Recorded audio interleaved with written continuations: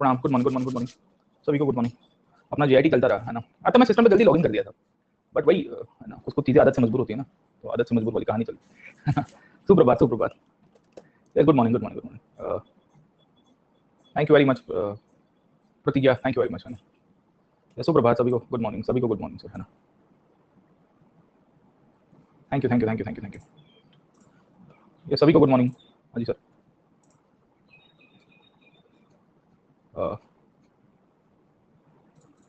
सत श्री अकाल, सत श्री अकाल, वालेकुम सलाम।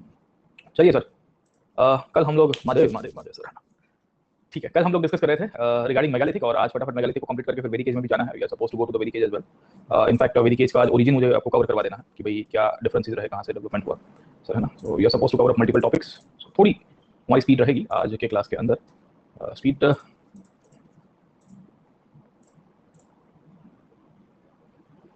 रेज योर हैंड का फीचर तो था, तो सही सब लोगों के लिए नहीं था क्या इनिशियली? हाँ, सुबह की अच्छा रहता है, मतलब थोड़ा अच्छा लगता है in the morning, okay. But यही है कि अगर आपकी नींद कंप्लीट नहीं होती तो दिन थोड़ा वो चला जाता है, बट इससे डिसिप्लिन रहता है ना। अब रात को वो नॉक्टर्नल एनिमल के तौर के ऊपर या चमगादड़ के रूप में आप फिर जगोगे नहीं सर, ठीक है, समझे नहीं। तो actually it is good as well, okay. हाँ, दिन में फ्रेश भी होते हैं सर। तो अच्छा, दूसरे सिस्टम में नहीं था सर, आ गया ना, वो तो आ जाएगा क्योंकि प्रोडक्ट टीम है पीछे, we got a good technical team and support team. वो हमको है ना, आपको भी और हमारे एक्सपीरियंसेस को ईजिंग करने के लिए काम करते रहते हैं। They keep on like no evolving, समझे नहीं समझे।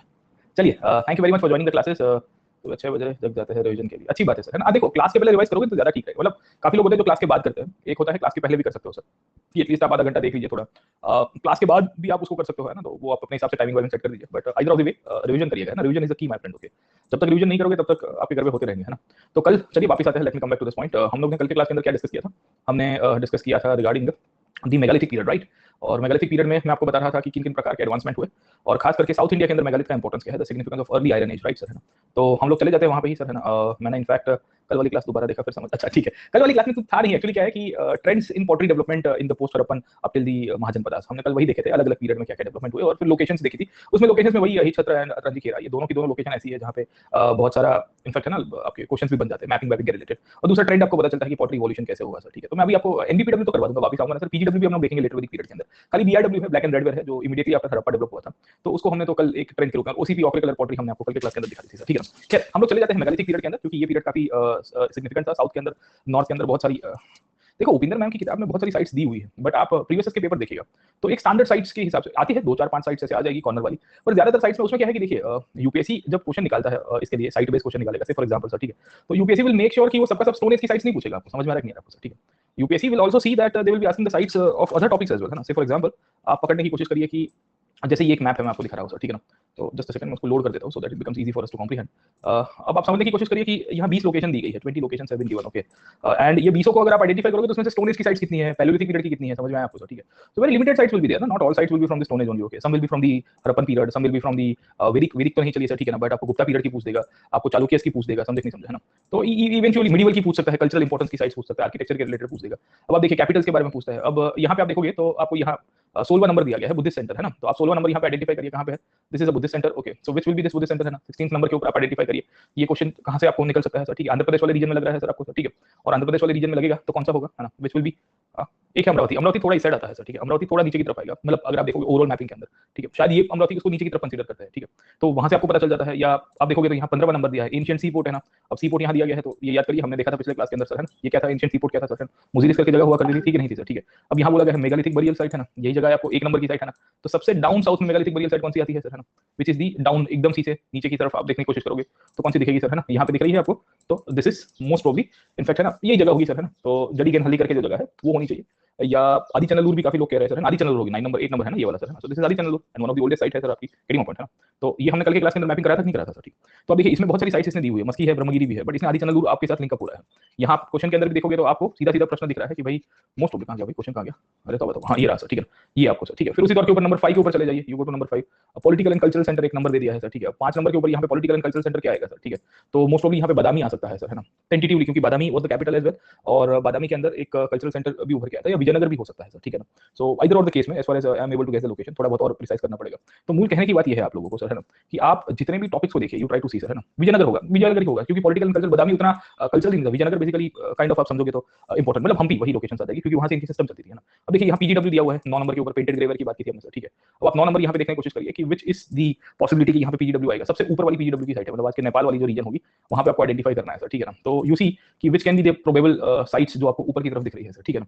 तो मोस्ट ऑफ आप पकड़ने की कोशिश करोगे तो आपको यहाँ कहीं पे दिख रही है सर, उत्तराखंड वाले रीजन के अंदर सर, ठीक है। तो ये आलमगीरपुर या अहिछत्र के आजू बाजू में हो सकती है सर, करीब पॉइंट, ओके। क्योंकि स्लाइट इस साइड है ना, आलमगीरपुर थोड़ा मेरठ की साइड में चला जाता है, दिल्ली की साइड में चला जाता है सर, ठीक है। तो वही है कि आप थोड़ी मैपिंग की हम लोग प्रैक्टिस करेंगे, और भी साइट्स हम लोग देखेंगे, ऐसा नहीं है। ये तो मैं आपको खाली समझाने के लिए बता रहा हूँ कि आप जो लोकेशंस देख रहे हो ना सर, है ना, आप जितने भी लोकेशंस देख रहे हो, जैसे यहाँ पे हल्ली हरपन साइट है, बुद्धिस्ट साइट है, इंस्क्रिप्शन है, जैन सेंटर यहाँ पूछ दिया। अब देखिए 19 नंबर पे जैन सेंटर आपको डाला है, अब 19 नंबर आया है, ये रहा सर, ठीक है। अब ये जैन सेंटर कहाँ, उड़ीसा वाला रीजन आया है सर, ठीक है।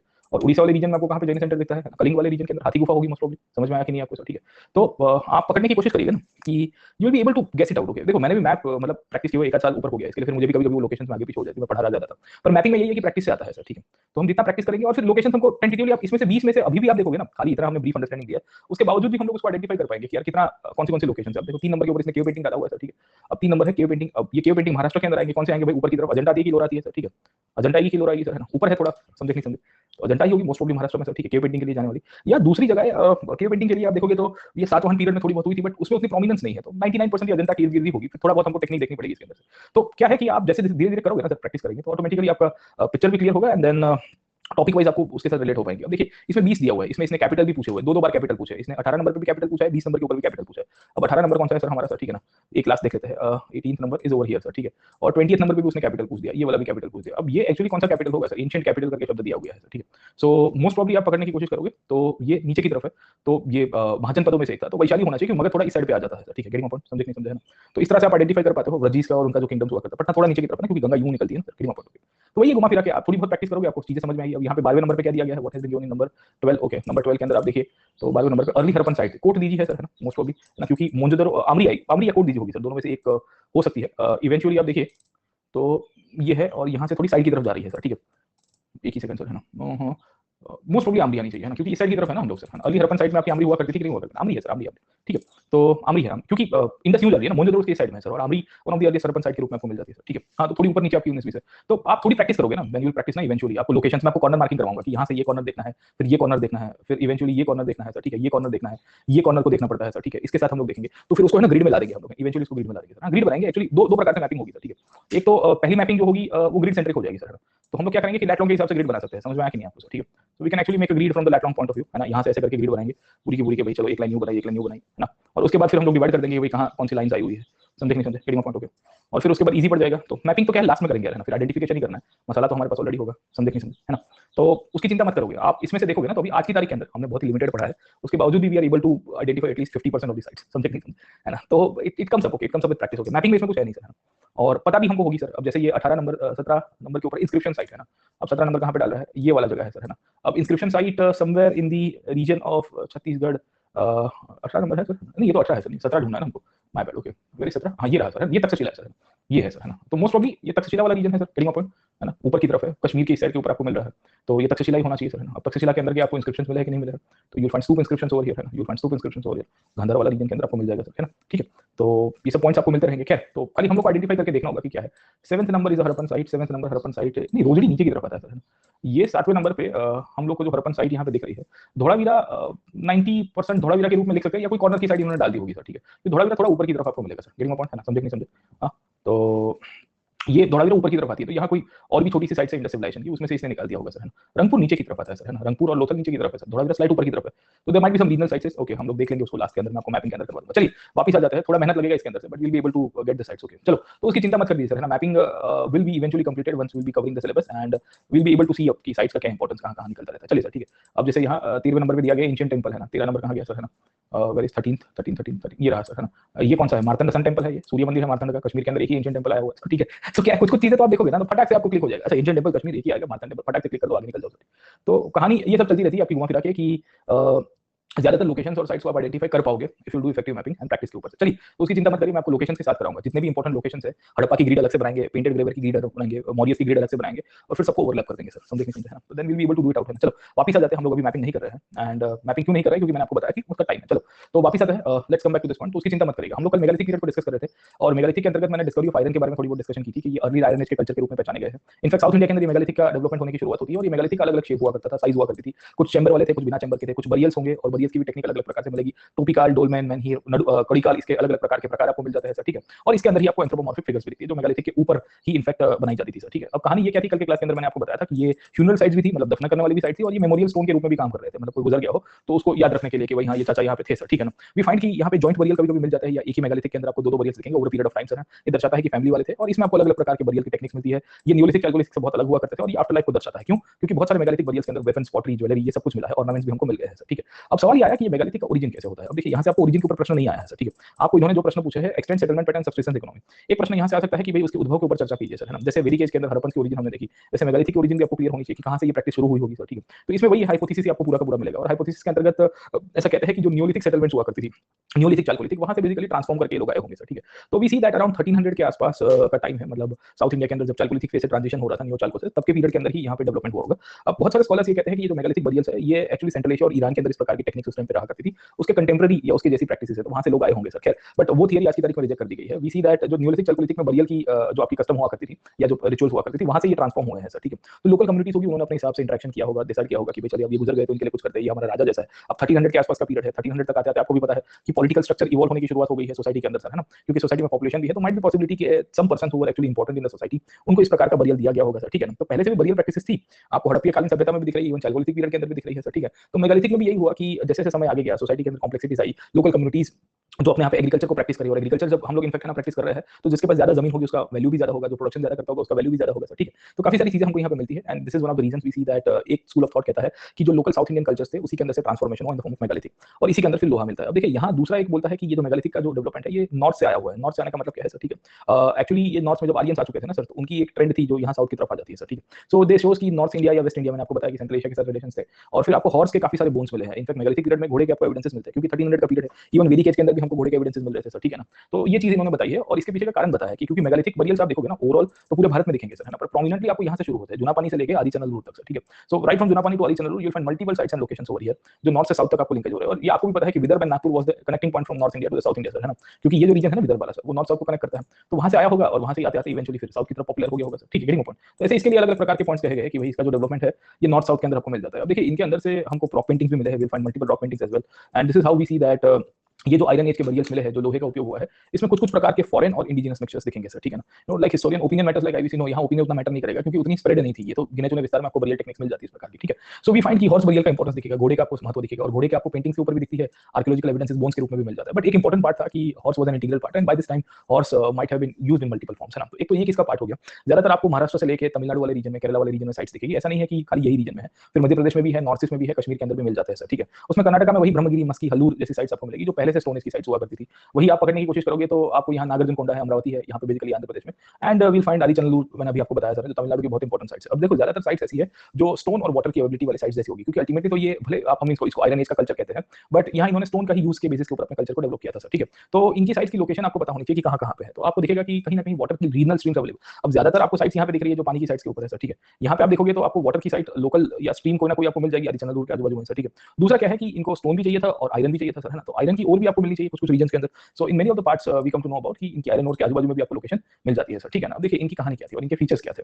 Megalithic period actually pastoral people के रूप में हम लोग नहीं कंसीडर करते हैं, ये लोग काइंड ऑफ हाफ सेडेंटरी लोग थे। हाफ सेडेंटरी का मतलब यही है कि ये लोग अपना जीवन जो है वो सेटल करके जी रहे थे, इसके लिए तो इतने सारे बरियल्स बनाए हैं ना। अगर आदमी कंटिन्यूअसली ऑन द मूव होता है तो वो सेटल नहीं हो पाएगा, और फिर यहाँ पे एग्रीकल्चर का भी हमको काफी सारे एविडेंसेस मिल रहे हैं। इनफैक्ट सेडेंटरी लाइफस्टाइल थी इसके लिए क्राफ्ट ट्रेडिशंस बन रहे हैं, और मेगालिथिक जो थे वो काइंड ऑफ मॉन्यूमेंट्स है, और ये गांव के बाहर बनते थे, तो एक जनरेशन से दूसरी जनरेशन, दूसरे से तीसरी जनरेशन, हर एक जनरेशन के जितने भी लोग थे वो इसके साथ कनेक्ट रह पाए, इसके लिए इन्होंने यहाँ पे ये मेगालिथिक स्टोन बनाए थे। देखो दादाजी को वहां सुलाया हुआ है, समझे नहीं समझा ना, तो जो तीसरी जनरेशन आएगी, फिर चौथी आएगी, पांचवी आएगी, वो डायरेक्टली इसके साथ लिंक अप करती रहेगी, गेटिंग है ना। तो ये आपके लिए बहुत इंपॉर्टेंट पार्ट होता है कि ये ट्रेडिशंस को दर्शाता है सर, ये सेडेंटरी लिविंग में ही पॉसिबल है सर, ठीक है।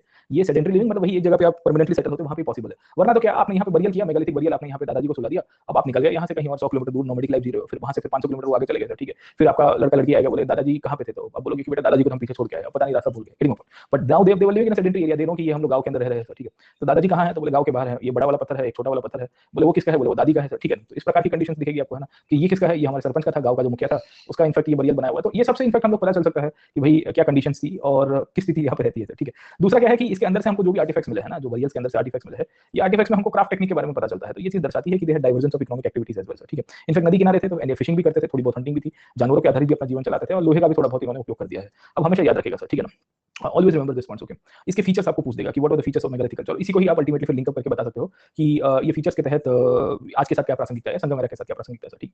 एक तो आपको कुछ प्रकार के बरियर्स दिखेंगे जहां पे आपको पॉट दिखता है, मतलब पॉटरी दिखती है सर, है ना, बड़ा सा पॉट होगा और उसके अंदर बेसिकली बच्चों को भी दफनाया गया होगा, तो ये कोई रिचुअल्स को दर्शाता है सर, ठीक है ना। तो आपको सार्कोफेगस करके बरियल दिखता है, सार्कोफेगस बरियल पॉट बेस्ड बरियल होते हैं सर, है ना, एंड यू विल फाइंड इस प्रकार के आपको बरियल्स दिखेंगे सर, ठीक है ना। तो यू विल फाइंड कि dead body is lying inside the burial, जिसको इनफैक्ट दफनाया जाता है, और उसमें आपको बच्चे की बॉडीज मिली है सर, ठीक है। तो ये कुछ प्रकार की रिचुअल्स को दर्शाती है कि अगर छोटा बच्चा कोई गुजर गया है तो this shows some kind of rituals as well. खैर, तो एक रिलीजियस बिलीफ के बारे में हमको पता चलता है। इनफैक्ट कुछ जगह के अंदर हमको डियर भी दिख गए हैं, है ना। तो आपको पता है डियर को वो थोड़ा बरी कर दिया करते थे सर, ठीक है, तो अच्छी बात है। बट ये डियर अकेला नहीं था सर, डियर के आजू बाजू में आपको बीट्स दिखेंगे, स्वॉर्ड्स दिखेंगे, एक्सेस दिखेंगे। तो मोस्ट प्रोबेबली हो सकता है कि डियर को पहले मारा होगा सर, है ना, वही तलवार से, तलवार मतलब वही एक्स उनके पास जो थी, and eventually we see that उसको फिर बरी कर दिया होगा सर, है ना, गेटिंग अ पॉइंट। अब देखिए कहां इंटरेस्टिंगली आपको मिलती है कि ये जो डियर बरियल मिला है कोडुमल करके जगह है, Kodumanal is a very important site in the Sangam period as well, है ना।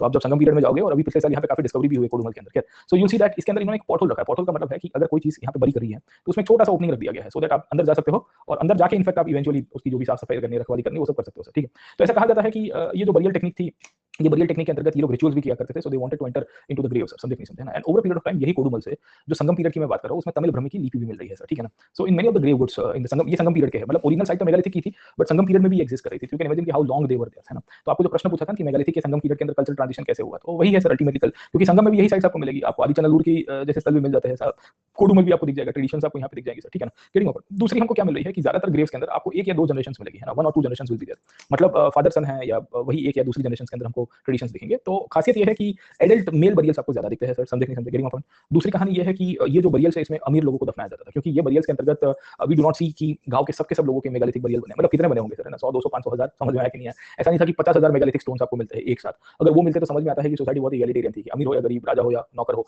सबको इनफैक्ट, है ना, इस तरह से मेगालिथिक बरियल मिलता था। तो वही मैंने आपको पहले भी बताया था सर, है ना, जीवन में दो प्रकार के आप अपने जीवन को सुधार सकते हो सर, ठीक है। तो उस टाइम पे भी इंपॉर्टेंट था, तो उस हिसाब से उसकी औकात के हिसाब से उसको मेगालिथिक बरियल मिल जाता था, है ना। फिर मिडिवल एरा तक आते आते बड़े-बड़े मकबरे बनने की शुरुआत हुई, वो भी बरियल का प्रकार ही है सर, ठीक है। या फिर इवेंचुअली चंदन के लकड़ों में आपको जलाया गया, समझे नहीं समझे, गेटिंग पॉइंट। बट अगर कुछ नहीं होगा तो फिर भट्टी में तपते रहोगे, शायद वेटिंग भी करना पड़ेगा आपको सर, है ना, क्योंकि सिचुएशन ऐसी आ गई है कि इवन मरने के बाद भी वही आपका तार में, अरे भाई जिंदा थे तभी भी तार में थे, बोला अभी यही कंडीशन। खैर चलता रहता है ये सब कुछ, है ना। तो थोड़ा मेक इट लास्ट करिए लाइफ के अंदर, है ना। तो थोड़ा ऑप्टिमिस्ट रहिए सर, समझे नहीं समझे, कि मुझे अपनी कंडीशन सुधारनी है, आजू बाजू कम से कम अपनी नहीं तो आजू बाजू वालों की सुधार देनी है ना। तो सुधरेगी कोई बात नहीं है। चलिए let me come back to this point, okay. I am very sorry to hear about your grandfather Yuvraj, है ना। देखिए ये है ना, एक्चुअली हम एक ऐसे फेज के अंदर अभी जी रहे हैं ना, जहाँ पे we are in the transition zone, मतलब आप मिड 20s में और 30s में जब जाओगे तो आप जिनके साथ पले बड़े हो, अब उनका इनफैक्ट है ना एज फैक्टर बहुत कंसीडर किया जाता है। एंड ये पीरियड आपकी परिपक्वता को दर्शाएगा सर, ठीक है। This period actually shows how mature you are, so you will be losing people around you, and उनकी जो स्पेस है वो कोई भर नहीं सकता, no one will be able to fill up the space, okay. Irrespective लोग कहते हैं कि भूल जाना चाहिए वो, but when your family member passes away obvious है कि इट टेक्स टाइम, है ना। तो आप फैमिली के साथ टाइम दीजिए सर, है ना, और उनको याद करिए, है ना, दुआओं में उनके लिए वो जो भी है सर, ठीक है ना, उनकी यादें हैं बहुत सारी सर, है ना। चलिए, तो डेथ, देखो डेथ रियलिटी है, एक ऐसा नहीं है कि डेथ रियलिटी नहीं है, बट ये है कि हु विल एक्सेप्ट डेथ, है ना, कौन एक्सेप्ट कर पाएगा, no one accepts death, okay, कोई नहीं कर पाता है। तो it's a very I would say kind of humans की एक आदत रही है कि हम ट्रेडिशनली कुछ चीज़ों को डिनाई कर देते हैं। तो डेथ एक ऐसी चीज़ है जो डिनाइल फेज में हमारे यहाँ रहती है सर। कोविड से हाँ एक चीज़ हुआ है कि फैमिली ट्रेडिशंस थोड़े स्ट्रॉन्ग हुए। ट्रेडिशन स्ट्रॉन्ग होने का मतलब है कि लोग अब साथ में रह रहे हैं फिर से, और साथ में रह के एक दूसरे के ऊपर इंटरडिपेंडेंट भी बन गया, पता चल रहा है कि भाई family is the only thing sir, है ना। चलिए, तो है ना, उनकी आत्मा को शांति मिले ऐसी हमारी प्रार्थना रहेगी। ओके, सो let me come back. Okay, मैं आपको बता रहा था मेगालिथिक बरियल्स के बारे में। तो देखिए मेगालिथिक बरियल्स की कहानी क्या है। बरियल्स की कहानी यही है कि एडल्ट मेल बरियल्स आपको दिखते हैं, तो एलीट सेक्शन को दर्शाते हैं। एलीट सेक्शन क्यों? क्योंकि मैंने आपको बताया कि सबके बरियल्स तो हमको मिलते नहीं हैं सर, ठीक है। और फिर इसी प्रकार के बरियल ट्रेडिशन संगम पीरियड में दिखेंगे in the form of nadukal worship, है ना। तो नाडुकाल के स्टोन्स हुआ करते थे, हमने आपको शायद जीएस के अंदर भी पढ़ाया था सर, है ना। तो इनका ओरिजिन संगम के साथ काफी सारा है, तो ये साइट्स भी सेम है, इनकी प्रैक्टिसेस भी सेम मिलती है, संगम के अंदर भी हमको इस प्रकार की चीजें मिलेगी सर, ठीक है। दूसरी मेगालिथिक बरियल्स के बेसिस के ऊपर से we are able to understand the subsistence practices. Subsistence practices का मतलब ये खाने पीने में और आर्थिक रूप से कितने सक्षम थे सर, ठीक है। तो इनके द्वारा हमको बहुत सारे पेंटिंग्स दिखे हैं, फिर आपको आपकी इमेजेस मिल रही है स्टोन की, टेराकोटा वाली सर, ठीक है। तो वहां से हमको पता चल रहा है कि तो हंटिंग और इनके लिए काफी काफी इंपॉर्टेंट एस्पेक्ट था वे ऑफ लाइफ को लेकर। So they were actually basically hunting different different peacocks and peahens है ना, फिर आपको स्टैग्स एंड एंटेलोप्स। तो अभी मैंने आपको बताया स्टैग का मतलब क्या होता है सर, यही तो होता है सर, है ना, समझते हैं। तो hunting was quite a good I would say profession during this period, and they hunted multiple animals as well sir, ठीक है। Will also see the domestication of animals was there, and कुछ कुछ जगह के ऊपर हमको आदि चंद्र जैसी जगह के ऊपर फिश हुक्स मिले। तो ये फिश हुक्स दिख रहे हैं कि ये लोग मछली पकड़ने का कार्य भी करते रहते होंगे सर, ठीक है। सो वी फाइंड कि ये जो सिचुएशन यहाँ क्रिएट हुई है मेगालिथिक पीरियड के दौरान, तो काफी सारी सब्सिस्टेंस प्रैक्टिसेस का भी डेवलपमेंट हमको मिलेगा, डांसिंग सीन्स भी हमको यहाँ पे मिल रहे हैं, तो ये भी एक इंपॉर्टेंट ट्रेडिशन हमको यहाँ पे मिलती रहती है। अब इसकी जो पॉटरी है वो थोड़ी ब्लैक एंड रेडवेयर जैसी है। अब देखो ब्लैक एंड रेडवेयर कब आई थी सर, है ना, वो भी पोस्ट अर्बन पीरियड में आई थी। मेगालिथिक भी कब उभर के आया है सर, गेटिंग पॉइंट नॉट, है ना, पोस्ट अर्बन पीरियड के अंदर। वीआरडब्ल्यू कल हमने देखा था ना, तो ओकरे कलर पॉटरी के बाद दूसरी जो थी वो कौन सी थी सर, वीआरडब्ल्यू तो थी, है ना। तो यस्टरडे मैंने आपको बताया था कि ओसीपी के बाद हम लोग वीआरडब्ल्यू की तरफ चले जाते हैं। तो black and redware pottery is common all across the country, है ना, ऑलमोस्ट सब जगह के ऊपर आपको वीआरडब्ल्यू दिख जाएगी सर, गेटिंग पॉइंट। तो इनकी पॉटरी थोड़ी बहुत वीआरडब्ल्यू के साथ मिक्सअप होती है, उसके अंदर आपको एनिमल्स और बर्ड्स की इमेजेस दिखेगी सर, ठीक है। कुछ कुछ सेरेमोनियल वेयर्स दिखते हैं, तो कुछ विशेष प्रकार की रिचुअल्स के लिए इन्होंने ये पॉटरी बनाई होगी सर, है ना। बीड मेकिंग की हमको डेवलपमेंट मिलती है। देखिए ये चीज दर्शाता है कि आप आर्ट एंड क्राफ्ट के अंदर कितना एक्सपर्ट थे। बीड्स का काम कौन करता था, हड़प्पन करते थे। हाँ, हड़प्पन के पहले चालकोलिथिक पीरियड में थोड़ा बहुत शुरू हो गया था सर, ठीक है, ये उसके बाद वाले पीरियड में भी कंटिन्यू रहता है। So even in the megalithic age we find the development of bead making. तो माइट बी पॉसिबिलिटी कि ये लोग वहां से आए थे, और ग्रेव्स के अंदर हमको काफी सारी बीड्स मिली है, कार्नेलिन की बीड्स मिली है, और भी मेटल बीड्स मिल रहे हैं हमको, ब्रॉन्ज के आर्टिफैक्ट्स मिलते हैं हमको, कॉपर के आर्टिफैक्ट्स मिलते हैं, गोल्ड मिलता है, और सबसे ज्यादा हमको आयरन दिखेंगे।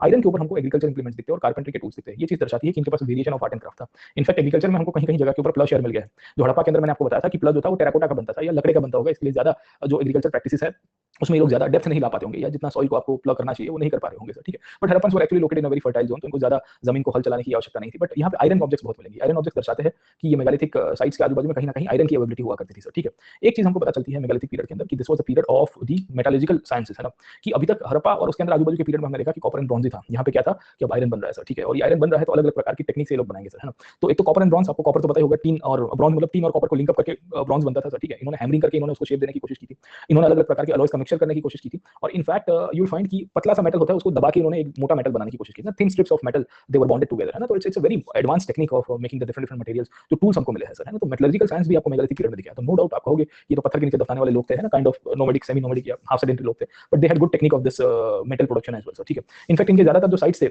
वो सब आपके ट्रेड रूट्स के ऊपर थे, वाटर की एबिलिटी के ऊपर मिलते हैं। And we see that north से लेके साउथ तक आपको जितने भी आयरन के ऑब्जेक्ट्स मिले, मतलब आप पकड़ के चलिए कि जुना पानी करके जगह मैंने आपको बताई सर, है ना, where it is located in Nagpur sir, है ना। तो वहां से लेके आदि चंद्र तक ये पूरी की पूरी एक जो लाइन बन रही है सर, है ना, यहाँ पे आपको same quality of metal objects are found, खास करके आयरन के ऑब्जेक्ट्स। ये चीज दर्शाता है कि यहाँ के कारीगर यहाँ गए होंगे या यहाँ के कारीगर यहाँ आए होंगे सर, ठीक है, समझ में आया कि नहीं आया। सो यू कैन इमेजिन कि the megalithic people were experts in the production of metal objects and the metal things, okay. और इसी बेसिस के ऊपर से वी सी दैट इनके यहाँ पे जो मेटलर्जिकल डेवलपमेंट हुआ उसके अंदर आपको नॉन लोकल आइटम्स मिलती है। नॉन लोकल आइटम्स का मतलब है कि जैसे बीड्स का जो मटेरियल है वो यहाँ से लोकली नहीं मिल रहा था, कहीं और बाहर से लेके आते थे। कुछ कुछ चीजें आप साउथ के अंदर देखिए कॉपर की उतनी सारी ट्रेडिशनल और अवेलेबल नहीं है, तो कहीं दूर वाले रीजन से लेके आए होंगे सर, ठीक है। आयरन ऑब्जेक्ट जो एक जगह से लेके साउथ तक मिल रहे हैं, ये दर्शा रहा है कि एक आयरन वर्कर्स हुआ करते थे, मतलब लोहार हुआ करते होंगे, आयरन स्मिथ हुआ करते होंगे as a part of the craft traditions, और ये लोग ऊपर से नीचे ट्रैवल करते होंगे, इनकी जनरेशन आगे जाके काम कर रही होगी सर, वेरी इंपॉर्टेंट, है ना। सो वी फाइंड कि इसके अंतर्गत हम लोग को पता चलता है कि इनकी सेडेंटरी लाइफस्टाइल थी। ये सेडेंटरी में जैसे जैसे नए नए एरियाज मिलते रहे वैसे वे लोग एक्सपांड करते गए सर, ठीक है। तो माइट बी अ पॉसिबिलिटी कि पहले साउथ में रहते होंगे, फिर वहां से ऊपर की तरफ गए कि चलो भाई अब यहाँ सेटलमेंट अच्छा बन गया है, अब कुछ नया एरिया एक्सप्लोर करते हैं, वहां पे भी लोहा मिल रहा है सर, ठीक है ना, getting point. In fact iron tools का सबसे मेन फायदा यही हुआ कि ये ग्रेनाइट के स्टोन्स को अच्छी तरह से एक्सकेवेट कर पाते हैं। इनफैक्ट आप देखिए कि इतना इस प्रकार का शेप देना, that too with one of the primitive techniques of the production, this was not possible with any kind of copper, bronze or stone tools, है ना। इवन आप पत्थर से भी इसको काट नहीं सकते, इसके लिए आपको लोहा ही चाहिए होता है सर, है ना। और ये ग्रेनाइट रॉक्स आपको मिल जाएंगे सर, है ना। और granite it's a very tough rock, है ना, समझे नहीं समझे। पत्थर का प्रकार आप देखिए कि ग्रेनाइट जो है ये काफी टफ आपको मिल जाता है सर, है ना, इट्स वेरी हार्ड, है ना, समझे नहीं समझे। तो हम लोग कह सकते हैं we can come to a conclusion कि iron tools have actually helped in the production and in making different tools and design। ये आयरन टूल्स की क्वालिटी दर्शाती है कि they had some kind of homogeneity, इनके अंदर कुछ विशेष प्रकार की होमोजेनिटी थी। और शायद तक इनफैक्ट ये लोग नॉर्थ से लेकर साउथ तक, साउथ से लेकर नॉर्थ तक जब यहाँ से वहाँ जा रहे थे तो इनकी जनरेशन बाय जनरेशन इन्होंने अलग अलग प्रकार की चीजें बनाई हैं सर, ठीक है ना, गेटिंग पॉइंट। तो आपको ये सब चीजें पता होनी चाहिए मेगालिथिक पीरियड के अंदर। Last but not the least, megalithic period के समय पे हमको बहुत सारे रॉक पेंटिंग्स मिले हैं। ब्लॉक पेंटिंग आप देखोगे तो पयंपली वाले रीजन में दिख रहे हैं, फिर कुछ कुछ आपको ये मस्की वाले रीजन के अंदर, ब्रह्मगिरी वाले रीजन के अंदर मिलेंगे। अब ये रॉक पेंटिंग से बेसिस से हम लोग क्या अंडरस्टैंड कर पाते हैं, जैसे हमने भीमबेटका के अंदर देखा था, याद आया कि हमको फाइटिंग सीन समझ में आ रहा है, कैटल रेट समझ में आ रहा है, हंटिंग सीन समझ में आ रहा है। अब fighting, hunting and cattle rate समझ में आ रही है, ये दर्शाता है कि काइंड ऑफ यहाँ पे इनके बीच में वॉरफेयर होता था, अलग अलग कम्युनिटीज के बीच में कुछ पॉलिटिकल सिचुएशन क्रिएट हुई होगी जहाँ पे एक राज्य दूसरे राज्य के ऊपर अटैक कर रहा है सर, है ना। ऊपर से घोड़े के ऊपर जो लोग हैं ना सर, ठीक है ना, kind of they are having some kind of poles in hand, है ना। तो उनके हाथ में कुछ भाला टाइप है, स्पीयर टाइप है, जेवलिन टाइप है सर, ठीक है। तो आपने देखा होगा पुराने टाइम के अंदर दो घोड़े वाले एक दूसरे के सामने भाला लेके दौड़ते थे सर, ठीक है। तो इस प्रकार की चीजें मिलती है आपको, सूर्य का मोटिव मिलता है, बर्ड्स दिखता है सर, है ना। तो इन सब के बेसिस के ऊपर से we can say that they had very diversified culture, they had I would say subsistence of economic activities, they were following multiple art and craft as well sir, ठीक है। And we will also find कि इनके period के समय पे we do get multiple evidences of the jewelry and the bead making traditions। मतलब आप देखिए कि इनके यहाँ पे ऑक्यूपेशनल डेवलपमेंट हो रहा है। इनके पीरियड के अंदर हमको यहाँ पे क्या कहते हैं कि जो पोजीशंस डेवलप हुई है उसके अंदर आपको पॉटरी का हमको एविडेंस मिल रहे हैं। इसी के अंदर से हमको आयरन टूल्स के बेसिस के ऊपर से जो वे ऑफ लिविंग इनकी मिल रही है उसके अंदर आर्ट एंड क्राफ्ट का डेवलपमेंट मिल रहा है सर, ठीक है ना। तो मल्टीपल थिंग्स आर देयर। इन्हीं के बेसिस के ऊपर से हम लोग मेगालिथिक कल्चर को जब आइडेंटिफाई करते हैं, we when we identify the culture in the megalithic period sir, ठीक है, we see that multiple evidences can be seen, okay है ना। तो इनके पॉइंट्स आपको पहले क्लियर होने चाहिए कि क्या क्या चीजें है मेगालिथिक के अंदर और उनके ट्रेडिशंस कहाँ कहाँ कंटिन्यू चल रहे हैं सर, ठीक है। तो पहला पॉइंट आपको समझ में आ गया कि क्या क्या चीजें चल रही है सर, ठीक है।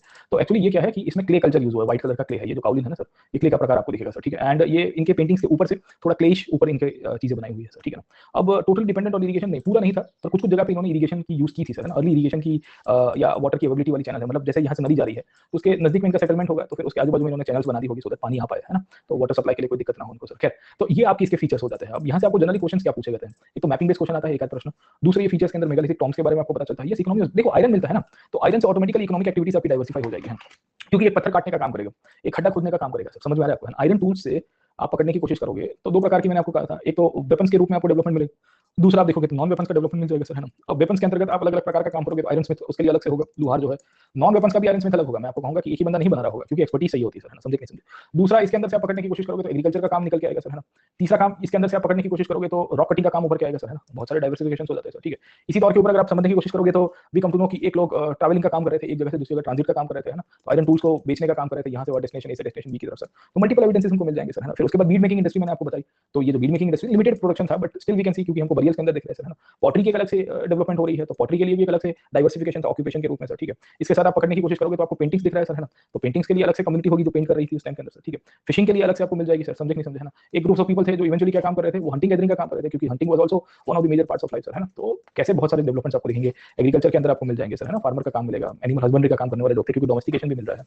तो this thing shows the diversification of economic and I would से activities related two way of life sir, है ना, समझे नहीं समझे। तो आप ओवरऑल समझने की कोशिश करिए कि इनके डिजाइन के ऊपर से, इनके पेंटिंग्स के ऊपर से, इनके बरियल्स के ऊपर से we come to know about multiple evidences, है ना, समझे नहीं समझे। और एक तो जो आयरन टूल का प्रोडक्शन करने वाले लोग हैं, आयरन ओर को एक्सट्रैक्ट करके, और ये जो professional production of iron from the iron ore है ना, extracting iron from the iron ore, है ना, तो ये जो मेटलर्जी का पूरा साइंस है उसके लिए एक अलग से लोग होंगे सर, है ना, कि पहले इसको कैसे आयरन ओर को फिल्टर करके प्योरीफाई करके इवेंचुअली इसको है ना पिग आयरन में, रॉ आयरन में कन्वर्ट कर दिया जाए सर, समझे नहीं समझे। तो यू फाइंड, है ना, बहुत सारे हमको एविडेंसेस मिलते हैं। तो इन्हीं बेसिस के ऊपर से आपको मिलता है कि extent settlement pattern subsistence economy sir, है ना। तो सेटलमेंट पैटर्न के अंतर्गत आपको अलग अलग प्रकार के मेगालिथिक टाउन्स मिलते हैं। एक्सटेंट आप समझ सकते हो कि सेंट्रल इंडिया से लेके साउथ इंडिया में आपको ज्यादा मिल रहा है, पर बाकी सब जगह पे भी आप थोड़ा बहुत लिख सकते हो सर, ठीक है। अब इसके अंदर आप समझने की कोशिश करोगे तो एक बोला गया है तो how it can be considered as a foundational phase of the history of peninsular India. Foundational phase क्यों मिलता है सर, क्योंकि it gives us a direction to understand कि इनकी प्रैक्टिसेस क्या हुआ करती थी। और जब हम लोग फर्दर पीरियड में, जैसे हम लोग संगम के साथ जाएंगे ना, तो मैं आपको बताऊंगा कि इवन द संगम पीरियड, जैसे नडुकल वर्शिप है वो तो एग्जिस्ट रहती है सर, संगम पीरियड में भी हमको क्या पता चल रहा है, people were hunting, there was a class of people who was into agriculture, there was a class of people who were actually ruling, है ना, समझे नहीं समझे। तो polity, society, economy, in fact culture, वो काफी सारी चीजें ऐसी है जो कैरी ऑन होती है। तो हम लोग जब संगम में आएंगे तो आपको कंसेप्ट दिखेगा टीनाई का कंसेप्ट, है ना, so the land based geographical division, and there was different class of people, even in the megalithic period we find different class of people. The burial techniques were also similar in the form of nadukal and this things as well, है ना, tombstone को create करना sir. Iron tools were found, yes, Kodumanal जैसी sites आपको मिल रही है, Adichanallur, Payampalli, this was also small centres belonging to the Sangam sir, है ना। तो कैसी चीजें मिल रही है कि आपको ज्योग्राफिकल कंटिन्यूटी मिल रही है, आपको सोशल कंटिन्यूटी मिल रही है, आपको पॉलिटिकल चीजें दिखेगी, क्योंकि यहाँ से लड़ाई के सीन्स भी दिख रहे हैं। संगम पीरियड के अंदर भी हमको क्या पता चल रहा है कि चोला चेरा और पंड्या जो है वो उस टाइम पे फाइट कर रहे होते हैं, अंदर अंदर कर रहे थे, नहीं कर रहे, कुछ तो लिखना पड़ेगा ना सर, समझ में आया कि नहीं आपको सर, ठीक है। तो all this things has to be mentioned, है ना। आपको यहाँ पे फॉर्मेशन ऑफ टॉमस्टोन जो है में include advancement of science and tech, हाँ, मतलब टॉमस्टोन को जो क्रिएट करने की टेक्निक थी, पत्थरों को काट के उसको शेप देना, वो चीज थोड़ी बहुत इंजीनियरिंग स्किल्स को दर्शाता है सर, ठीक है ना, समझे। तो एक रास्ता दिखाता है मेगालिथिक बरियल्स, एक्चुअली एक रास्ता दिखाता है पेनिनसुलर इंडिया की हिस्ट्री को स्टडी करवाने के लिए सर, है ना। तो हम लोग जब आगे देखेंगे ना संगम के साथ इसको लिंक अप करेंगे तो ज्यादा आपको क्लियर होगा, बट आपको इसका कंपैरेटिव लर्निंग पता होना चाहिए कि कैसे कंपैरेटिव लर्निंग होता है सर, ठीक है। तो ये this was all about the megalithic burials, इसमें से इतना ही आपको आएगा सर। इसमें से गोल गोल करके वही एक तो साइड बेस क्वेश्चन आएंगे, दो तीन क्वेश्चन साइड से निकाल देगा, और दूसरा इनकी इकोनॉमी, रॉक आर्ट नहीं सर, इनकी आयरन टूल्स के बेसिस के ऊपर से क्वेश्चन आ सकता है, और इनके आर्किटेक्चर के ऊपर से आ सकता है कि भाई इन्होंने क्यों इस प्रकार की आर्किटेक्चर चीजें बनाई थी सर। आर्किटेक्चर के अंदर जो डिफरेंट टाइप्स ऑफ हमने स्टोन देखे ना सर, नडुकल है, टोपिकल है सर, है ना, तो ये टॉम्स मेनहीर है, डोलमेन प्रकार की, डोलमेन तो खैर बहुत नहीं मिलते इंडिया में, तो इंडिया में ये तीन ये देखेंगे और ये दिखेगा सर, है ना। ये मतलब इसको छोड़ के, डोलमेन को छोड़ के, डोलमेन हार्डली एक जगह के ऊपर कहीं पे दिख गया होगा, but as far as I remember कोई साइट के अंदर डायरेक्टली डोलमेन के एविडेंसेस नहीं है, बट इन सब के है सर, है ना। You will find this kind of things as well. अब वेट्स एंड मेजर्स के डायरेक्ट एविडेंसेस नहीं है, पर मोस्ट प्रोबब्ली होना चाहिए, क्योंकि आयरन के टूल्स बने थे और एग्रीकल्चर भी थोड़ा बहुत प्रोडक्शन हो रहा था, तो मोस्ट प्रोबब्ली कहीं ना कहीं इसको स्टैंडर्डाइज करने की कोशिश की होगी इन्होंने, बीड्स के रूप में कुछ कर दिया होगा या कुछ और प्रकार से किया होगा, बट डायरेक्ट एविडेंसेस अभी तो नहीं दिख रहे हैं, शायद भविष्य के अंदर मिल जाएंगे, है ना। मेनहीर आपको ऊपर की तरफ मिलता है, बुरजाम की तरफ दिखता है सर, ठीक है, बुरजाम में और गुफराग में, कश्मीर में सर, ठीक है ना। तो ये उसके वहां से आ जाएंगे क्वेश्चंस, घुमा फिरा के वही पूछते रहते हैं इसके अंदर से ना। तो दो ही दफा क्वेश्चन आए सीधे सीधे, इसके लिए ज्यादा नहीं करेंगे। तो कल हमने आधा घंटा आसपास किया था, आज 40 मिनट किया, more than enough of studying the megalithic burials, है ना। तो उसके अंदर फिर ज्यादा पीएचडी नहीं करने का, खाली साइट्स को आइडेंटिफाई करेंगे, लास्ट में आपको ओवरलैपिंग करके हम लोग करवा देंगे सर, ठीक है, और फिर आगे निकल जाएंगे, समझे आप लोग। तो हमारा टोटल 4 टॉपिक खत्म हुआ है हिस्ट्री के अंदर से, बहुत बढ़िया सर, है ना। तो स्लोली एंड स्टडीली मैंने सेट अभी रिसेंटली कुछ अपडेट हुआ होगा तो will do it in the update section, है। लास्ट में मैं आपको थोड़ा बहुत कुछ मैपिंग करवाऊंगा, तो उसके अंदर कुछ ना कुछ लोकेशंस को भी आपको बता दूंगा सर, है ना। तो चलिए सर, ठीक है, तो हम लोग यहाँ तक ऑलमोस्ट पहुंच गए। अब डिस्कवरी ऑफ आयरन है, उसको मैं यहाँ पे आपको फिर से रिवाइज करवाऊंगा, क्योंकि इसका जो आयरन का सिग्निफिकेंस है ना, उसको हम लोग देखेंगे somewhere in the period of Mahajanapada, क्योंकि ये सेकंड अर्बनाइजेशन में बहुत बड़ा रोल प्ले करता है सर, ठीक है। बट मेगालिथिक पीरियड में उतना रोल प्ले नहीं कर पाया क्योंकि उस टाइम पे लिमिटेड यूज हुआ था, बट बाय द 600 बीसी जो आयरन का डेवलपमेंट होगा बहुत लार्ज स्केल होने से शुरुआत हो जाएगी। खैर, तो उसके ऊपर आएंगे, फिर बाद में बात करेंगे। अब चले जाते हैं मोस्ट इंपोर्टेंट टॉपिक, और यूपीएससी का सबसे फेवरेट टॉपिक है, मिनिमम 1 से 2 क्वेश्चन घुमा फिरा के यहाँ से आते हैं, that is the Aryan and the Vedic period. समझे नहीं समझे, है ना। और आर्यन एंड वैदिक पीरियड के अंदर आपको पहला तो पूछा गया है expansion of Aryan in India. Expand करने का मतलब क्या है? आदमी फैलता है सर, समझ में आया कि नहीं है? अब फैलता है मतलब क्या, पहले से सेटल था इसके लिए फैला, या कहीं और से आके फैला? समझे कि नहीं समझे। जैसे एक शब्द आता है ब्रिटिश एक्सपांशन इन इंडिया, समझे कि नहीं समझे। तो ब्रिटिश कहीं बाहर से आए थे इसके लिए फैल गए थे सर, या पहले से यहाँ पे पड़े हुए थे और फैल गए, कहीं कौन, समझे नहीं समझे, है ना। तो ये एक तो इंटरेस्टिंग पार्ट यहाँ पे डाली है। फिर उसके बाद इन्होंने बताया है वैदिक पीरियड की रिलीजन, फिलोसफी, लिटरेचर हम लोग डिस्कस करेंगे, ट्रांसफॉर्मेशन फ्रॉम ऋग्वेदिक टू लिटरेवेदिक कैसे हुआ, और फिर इवेंचुअली आपको यहाँ पे पॉलिटिकल सोशल लाइफ, वैदिक एज की सिग्निफिकेंस, मोनार्की और वर्ण सिस्टम, है ना। सबके ऊपर से आपको इंडिविजुअल क्वेश्चन आएंगे, 15 मार्कर, 20 मार्कर और 10 मार्कर। मतलब आप पकड़ के चलिए। अब आज कौन सा हुआ, बुधवार हुआ ना, वेडनेसडे हुआ, ट्यूसडे हुआ, वेडनेसडे हुआ ना, Wednesday, Thursday, Friday, Monday, Tuesday, है ना। मतलब for the next 4-5 days we will be discussing this point only sir, है ना।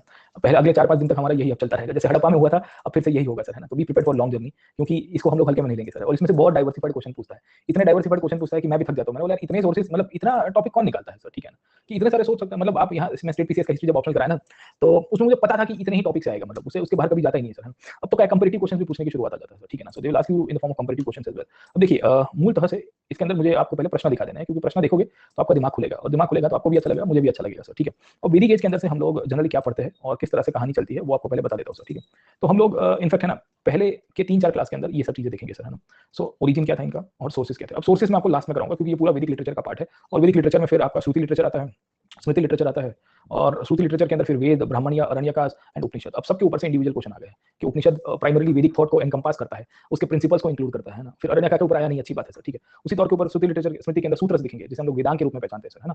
ये आपको एपिक्स दिखते हैं सर, है ना, रामायण, महाभारत, महाकाव्य के रूप में सर। ये आपको पुराण दिखेंगे सर, है ना। तो पुराण के ऊपर से अलग आ चुका है सर प्रश्न, धर्मशास्त्र के ऊपर आ चुका है, हर एक के ऊपर से क्वेश्चन आया सर, एवरीथिंग ओके। तो लिटरेचर का पोर्शन तो अलग ही है, इसके ऊपर से अलग से करेंगे। पहले हम लोग 3-4 पॉइंट्स के ऊपर डिस्कस करेंगे। एक तो इनकी ओरिजिन क्या थी, इनका सोर्स कहाँ से है, कहाँ कहाँ से मिलता है। तो सोर्स तो पहले तो हम लोग थोड़ा बहुत डिस्कस करते हैं कि इनका सोर्सेस क्या था। एंड फिर एक प्रश्न जो आता है वो आता है कि हु वर द आर्यंस।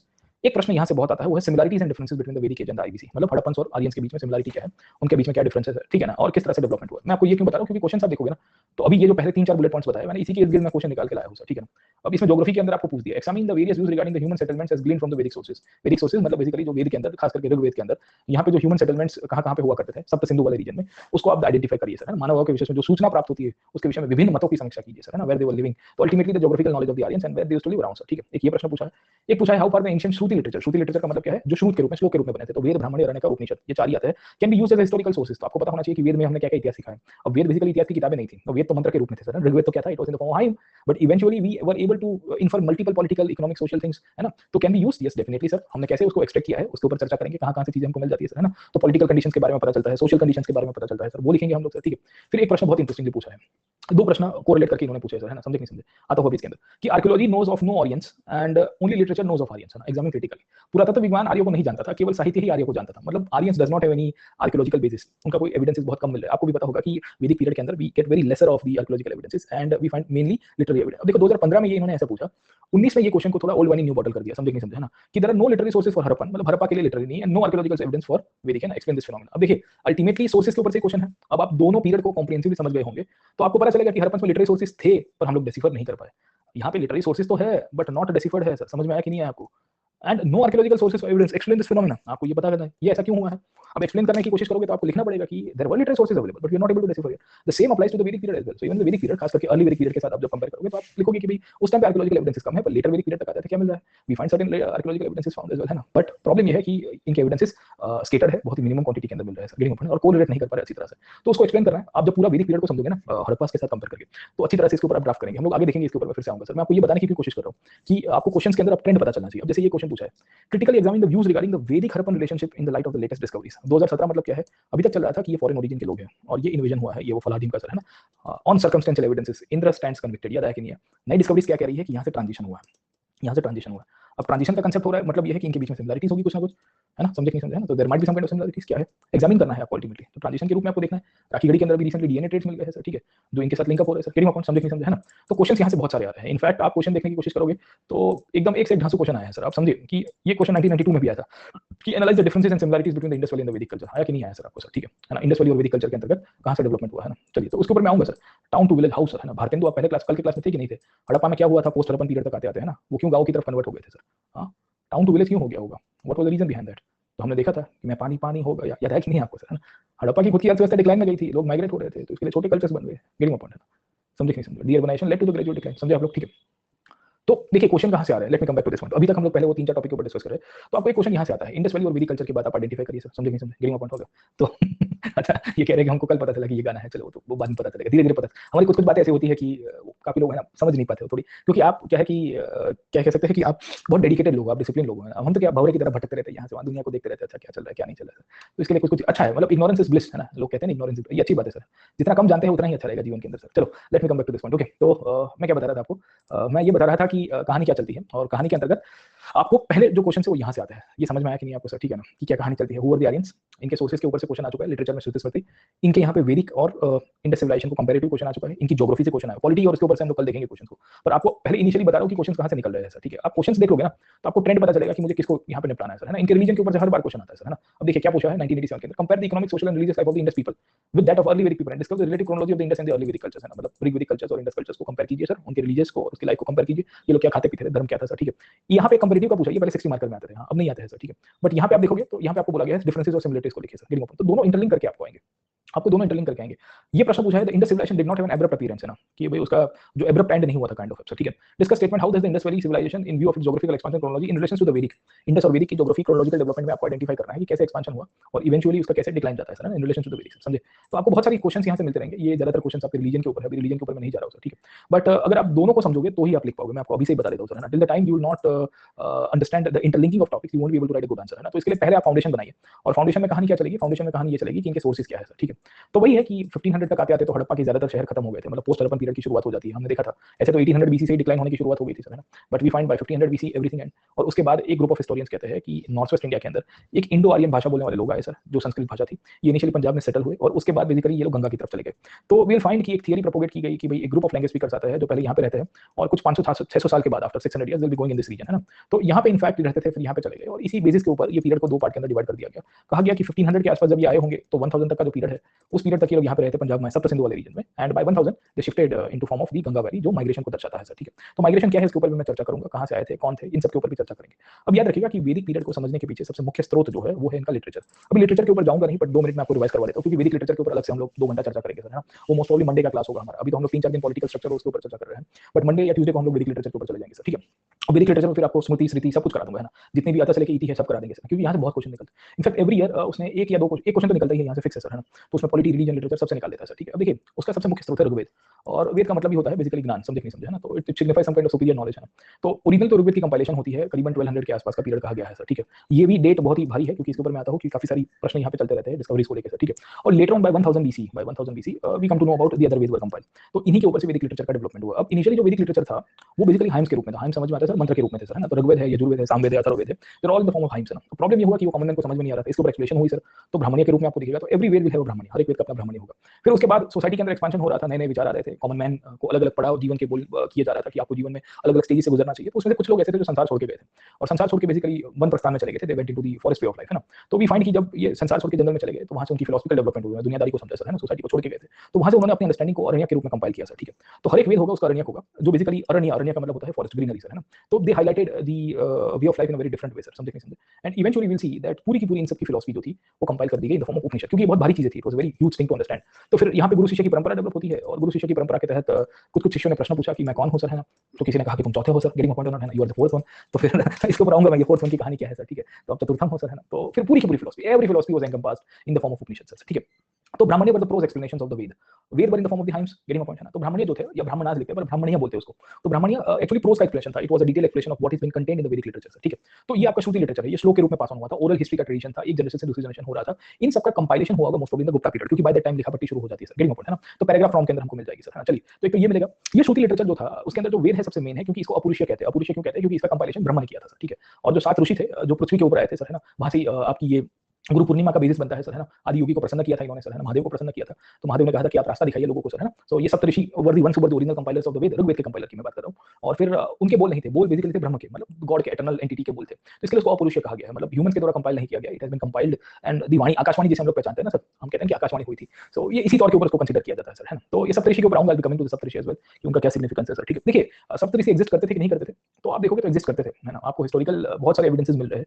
अब उनको कहाँ से एग्जेजरेट किया है, कहाँ से नहीं किया होगा, वो एक थोड़ी बहुत बातें होती है सर, ठीक है। बट ह्यूमन फॉर्म्स के अंदर ऋषियों का एग्जिस्टेंस होना ये तो था सर, है। और दे हैड सम, इनफैक्ट है ना, आप पकड़ने की कोशिश करें even in the present day, 7 ऋषि का नाम नहीं सुना है आपने सर, ठीक है। तो वशिष्ठ है, विश्वामित्री है, फिर ऐत्रेय है, भरद्वाज है सर, ठीक है, कणव ऋषि है, उसके बाद आएंगे सर। तो टोटल इनफैक्ट आपको 7 ऋषि दिखेंगे जो ये वेद का पूरा मैसेज इनफैक्ट है ना कंपाइल करते हैं, और ऋग्वेद को ही कंपाइलेशन इनके द्वारा किया गया था सर, है ना। तो ऋग्वेद का 2 नंबर से लेकर 8 नंबर तक के जितने भी मंडल्स है, they were all compiled by the Saptarishi only. खैर ठीक है ना, तो आता हूं मैं उसके ऊपर से कि क्या क्या कंडीशंस यहाँ पे रहती है और किस तरह से डेवलपमेंट हुआ। तो पहले तो आपका श्रुति लिटरेचर हो गया, पहले समझ जाइए। श्रुति के बाद इनफैक्ट दूसरा आएगा स्मृति लिटरेचर, है ना। अब let me come back to Smriti literature, है ना। अब स्मृति लिटरेचर क्या हुआ, ये डिराइव्ड लिटरेचर है, ये ओरिजिनल वेद से नहीं बना, मतलब वेद से ओरिजिनल वेद का पार्ट नहीं था, बट लेटर पीरियड में बनने की शुरुआत हुई थी। तो पोस्ट 600 बीसी हम लोग कह सकते हैं कि ये स्मृति लिटरेचर का डेवलपमेंट हुआ, and it continued up till 600 CE, मतलब आप पकड़ने की कोशिश करोगे तो अगले 1200 साल के अंदर इसका कंपाइलेशन होता है सर, अलग अलग पीरियड में होगा। उसमें आपको वेदांग दिखेंगे, वेद के अंग दिख रहा है आपको, वेद का अंग सर, है ना। इसको सूत्र कहते हैं, अलग अलग प्रकार के सूत्र दिखेंगे, कल्प सूत्र दिखेंगे, ज्योतिष दिखेगा, छंद दिखेगा, व्याकरण दिखेगा सर, ठीक है। तो ये वेद को समझने के लिए बहुत जरूरी है। तो पहले क्या था कि रीजनली वेद थे तो किसी को बहुत भारी लैंग्वेज थी उसकी, संस्कृत जो था, तो then the Vedang were compiled, है ना। तो लेटर पीरियड में बने।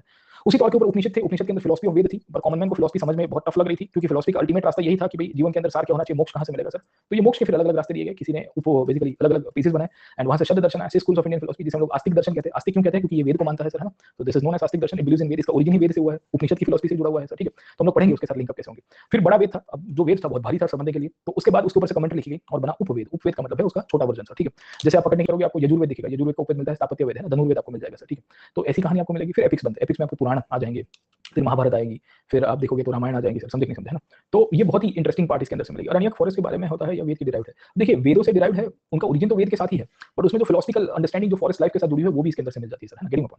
तो this is one of the reasons we see, है ना। तो बहुत सारे एपिक्स दिखेंगे वेदिक लिटरेचर में, इसके ऊपर भी हमको डेवलपमेंट मिलता है। तो ये पूरा वेद का स्ट्रक्चर है। हम आगे क्लास में जाएंगे तो आपको बताऊंगा कि हर एक वेद होता है, वेद का ब्राह्मणी होगा, उसका उपनिषद होगा, अरण्यक होगा, उसका उपनिषद होंगे सर, है ना। तो ऐत्रेय है, कौशिकी है, ईशा उपनिषद है, बृहदारण्यक है सर, ठीक है। अब जैसे ये चंदोग्य उपनिषद है, which is part of the Samaveda, है ना, इसमें लाइफ एंड डेथ की बात की गई है सर, है ना। उसी तौर के ऊपर आपने देखा होगा ये मुंडक उपनिषद है, सत्यमेव जयते, और ये सब आपने वही रट्टा मारा होगा प्रीलिम्स के लिए सर, ठीक है। तो मैं आपको इसकी फिलॉसफी बताऊंगा कि ये उपनिषद क्या बताता है। Every Veda have their own Upanishad, हर एक वेद के अपने अपने उपनिषद होते हैं। ऋग्वेद हो गया, यजुर्वेद हो गया, सामवेद हो गया, और टोटल 108 से ज्यादा उपनिषद है। उसमें 12 उपनिषद सबसे मेन है सर, ठीक है। टोटल तो 108 के आसपास उपनिषद है, but around 12 Upanishad are very main, मतलब ये जो आपके चार्ट के अंदर दिए गए वो मुख्य उपनिषद से, उनसे हमको आइडिया लगता है कि भाई वेदिक कल्चर, उसमें फिलॉसफी का डेवलपमेंट कैसे हुआ था सर, ठीक है। अब होता क्या है सर, है ना, होता यह है कि जब पूरी की पूरी स्टडी की गई वेदिक लिटरेचर की, तो वेदिक लिटरेचर की स्टडी करने के बेसिस के ऊपर से सर, ठीक है ना, अरण्य का side philosophical understanding work based on geography, क्योंकि आप फॉरेस्ट में जाओगे तो you see vegetation, you see mountains, you see rivers, और फिर वहां से फिलॉसफी भी निकलती है, निकलती है नहीं निकलती है ना। आज मौसम है बड़ा बेईमान है, बड़ा आज मौसम सर, आने वाला कोई है ना तूफान है, तो फिर आप लिख दोगे अपनी देखो फिलॉसफी एक ऐसा विषय है जो कोई भी इंसान कर देता है, पर उसको इंस्टीट्यूशनल वे के अंदर लाना, उसको पॉपुलर करने के लिए एक एबिलिटी होनी चाहिए आपके अंदर सर, है ना। फिलोसफर तो मैं भी हूं सर, कोई सुनता नहीं मेरी फिलॉसफी को, वो लिसन टू माय फिलॉसफी। अगर मैं ऐसा उसको इंस्टीट्यूशनलाइज कर देता हूं सर, है ना, तो वो ऑटोमेटिकली क्या होता है कि पॉपुलर भी बन जाएगी और मेरा फॉलोइंग भी हो जाएगा, है ना, फिर लोग भक्ति भी करेंगे सर, समझे नहीं समझे, है ना। तो अच्छा तूफान आने वाला है, स्मृति कह रही है कि उनके एरिया में, चलिए सर, ठीक है। तो दर्शन शास्त्र बहुत भारी विषय है सर, समझे नहीं समझे। तो दर्शन शास्त्र जिसे हम लोग फिलॉसफी कहते हैं,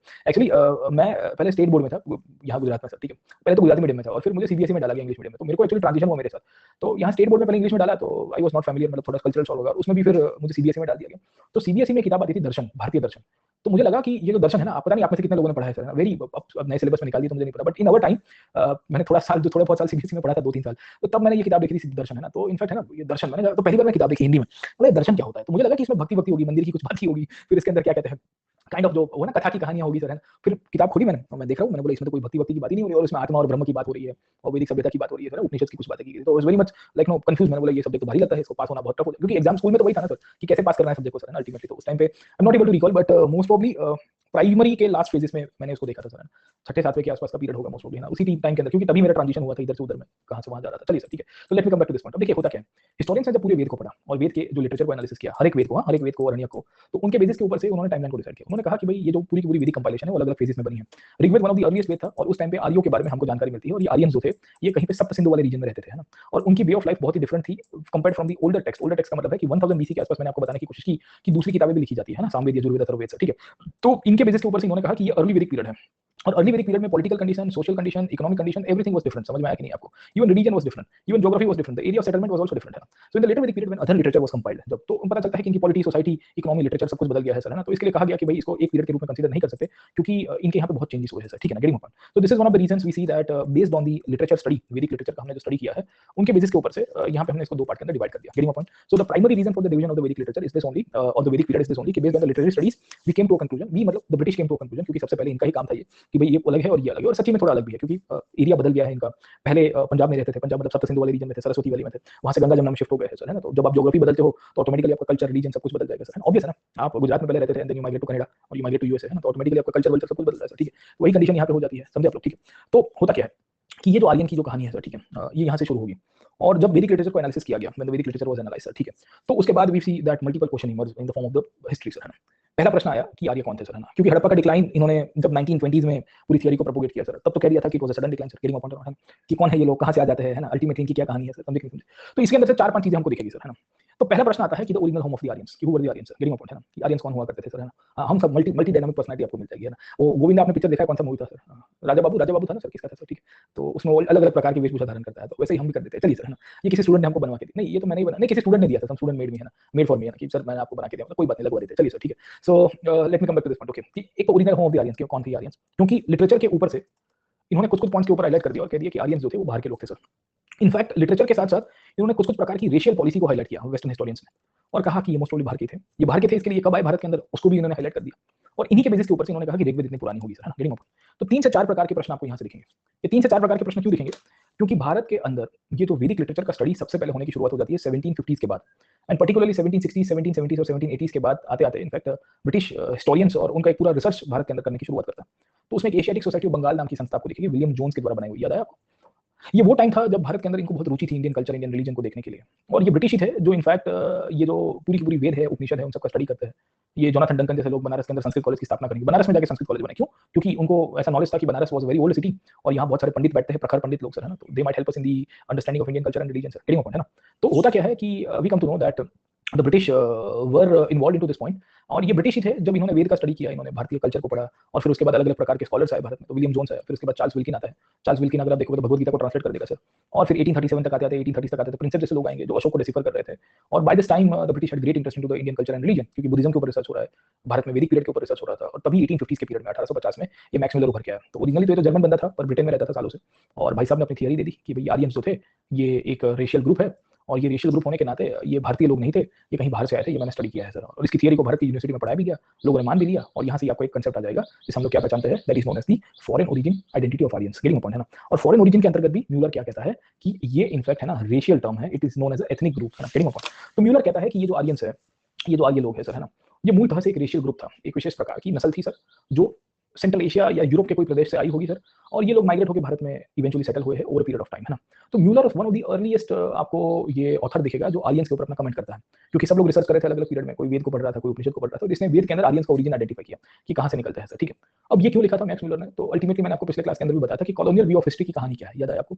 और कॉलोनियल व्यू से इनफैक्ट जो भी चीजें लिखी जाती थी उसमें बोला जाता था कि इंडियंस की आइडेंटिटी को निपटा देना है ना, उसको पूरी तरह से मिटा देना है। जैसे ही आप इंडियन आइडेंटिटी को मिटा दोगे तो ऑटोमेटिकली फिर इंडियंस का अस्तित्व नहीं रहेगा और इंडियंस की जो सेल्फ रिस्पेक्ट खत्म हो जाएगी सर, है ना। So to justify the British rule this things were actually written up sir, है ना। तो इसने रेशियल व्यू से आइडेंटिफाई किया पहले आर्यंस को, कहा कि the term Aryan actually has having some kind of racial context, okay. अब ये मैक्स म्यूलर ने इनिशियली ये थियरी प्रोपोगेट की, तो इससे तो बहुत लोगों को फायदा मिला, पहले बहुत लोगों की दुकान चली गई।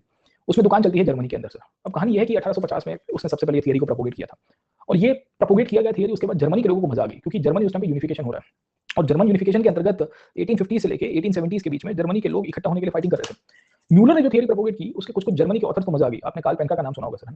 तो ये वो लोग थे जो उस टाइम पे इनफैक्ट है ना आर्यन थियरी को अपने साथ लिंकअप करते थे, और कहते हैं कि भाई देखिए आर्यन सबसे प्योरेस्ट रेस थी और जर्मन भी सबसे प्योरेस्ट है, और इवेंचुअली हमारी कंट्री बननी चाहिए सर, समझे नहीं समझे। तो एक रेशियल कंटेक्स्ट उभर के आया इनिशियल स्टडीज के बेसिस के ऊपर कि Aryan was not a group of people in the form of a particular society, but they was a race, है ना, समझे नहीं समझे। लेटर ऑन मैक्स म्यूलर कहता है कि नो नो नो नो, ये रेस नहीं थी, आर्यन बेसिकली एक भाषा बोलने वाले लोग थे। सो वो कहता है कि Indo Aryan group of people जो थे, they were group of linguistic people, मतलब ये लोग बेसिकली एक विशेष प्रकार की भाषा बोलने वाले लोग थे, और इनमें से फिर संस्कृत और basically over period of time European languages का डेवलपमेंट हुआ, मतलब ग्रीक लैंग्वेज है, लैटिन लैंग्वेज है सर, ठीक है ना, और फिर वो खुद ही उसको टाल देता है। तो मतलब ये पहले कंफ्यूज बंदा है सर, है ना। तो पहले कहता है कि आर्यन कौन थे, पहला तो चर्चा ये हुई, तो उसने कहा रेशियल था, ये एक ग्रुप था, इनकी नस्ल अलग थी, जेनेटिकली ये लोग अलग थे, ब्लू आइज हिप्नोटाइज तेरी कर दिए मैंने, तो ब्लू आइज थी इनकी, कद काठी बहुत ही बड़ी हुआ करती थी, गोरे चिट्टे लोग थे सर, है ना, 6.5 7 फीट 8 फीट की हाइट इनकी हुआ करती थी, तगड़ी इनकी मसल वसल हुआ करती थी, है ना, 10% फैट था उनकी बॉडी के अंदर, मतलब काइंड ऑफ ऐसी चीजें ये बताता रहता है सर, गेटिंग पॉइंट। तो ये खुद कंफ्यूज बंदा है, ये खुद कंफ्यूज बंदा है सर, है ना, गेटिंग पॉइंट, है ना। ये ब्लू वाइट वाला मैं इसके लिए बता रहा हूं क्योंकि इसी के ऊपर हिटलर अपनी पॉलिसीज बनाएगा। हिटलर भी जर्मन को प्योरेस्ट आर्यन रेस कहता है, वो म्यूलर की थियरी के ऊपर ही था सर, है ना, कि जब सेकंड वर्ल्ड वॉर की समय आया तो उसने ये रेशियल पॉलिसी को रिवाइव करवाया गया था जर्मनी के अंदर, आर्यन रेस की प्योरेस्ट थियरी, है ना। तो ये म्यूलर ने पहले ये दिशा दिखाई थी इनको, और तब से लेके आज तक ये चल रहा है सर, ठीक है, समझे नहीं समझे, गेटिंग पॉइंट। अब प्रश्न ये हुआ कि अगर ये रेशियल कंटेक्स्ट में थे तो इनकी डीएनए स्टडीज की जा सकती है, और डीएनए स्टडीज भारत के अंदर जो कुछ कुछ चीजें मिली है उनके बेसिस के ऊपर हम लोग कर सकते हैं।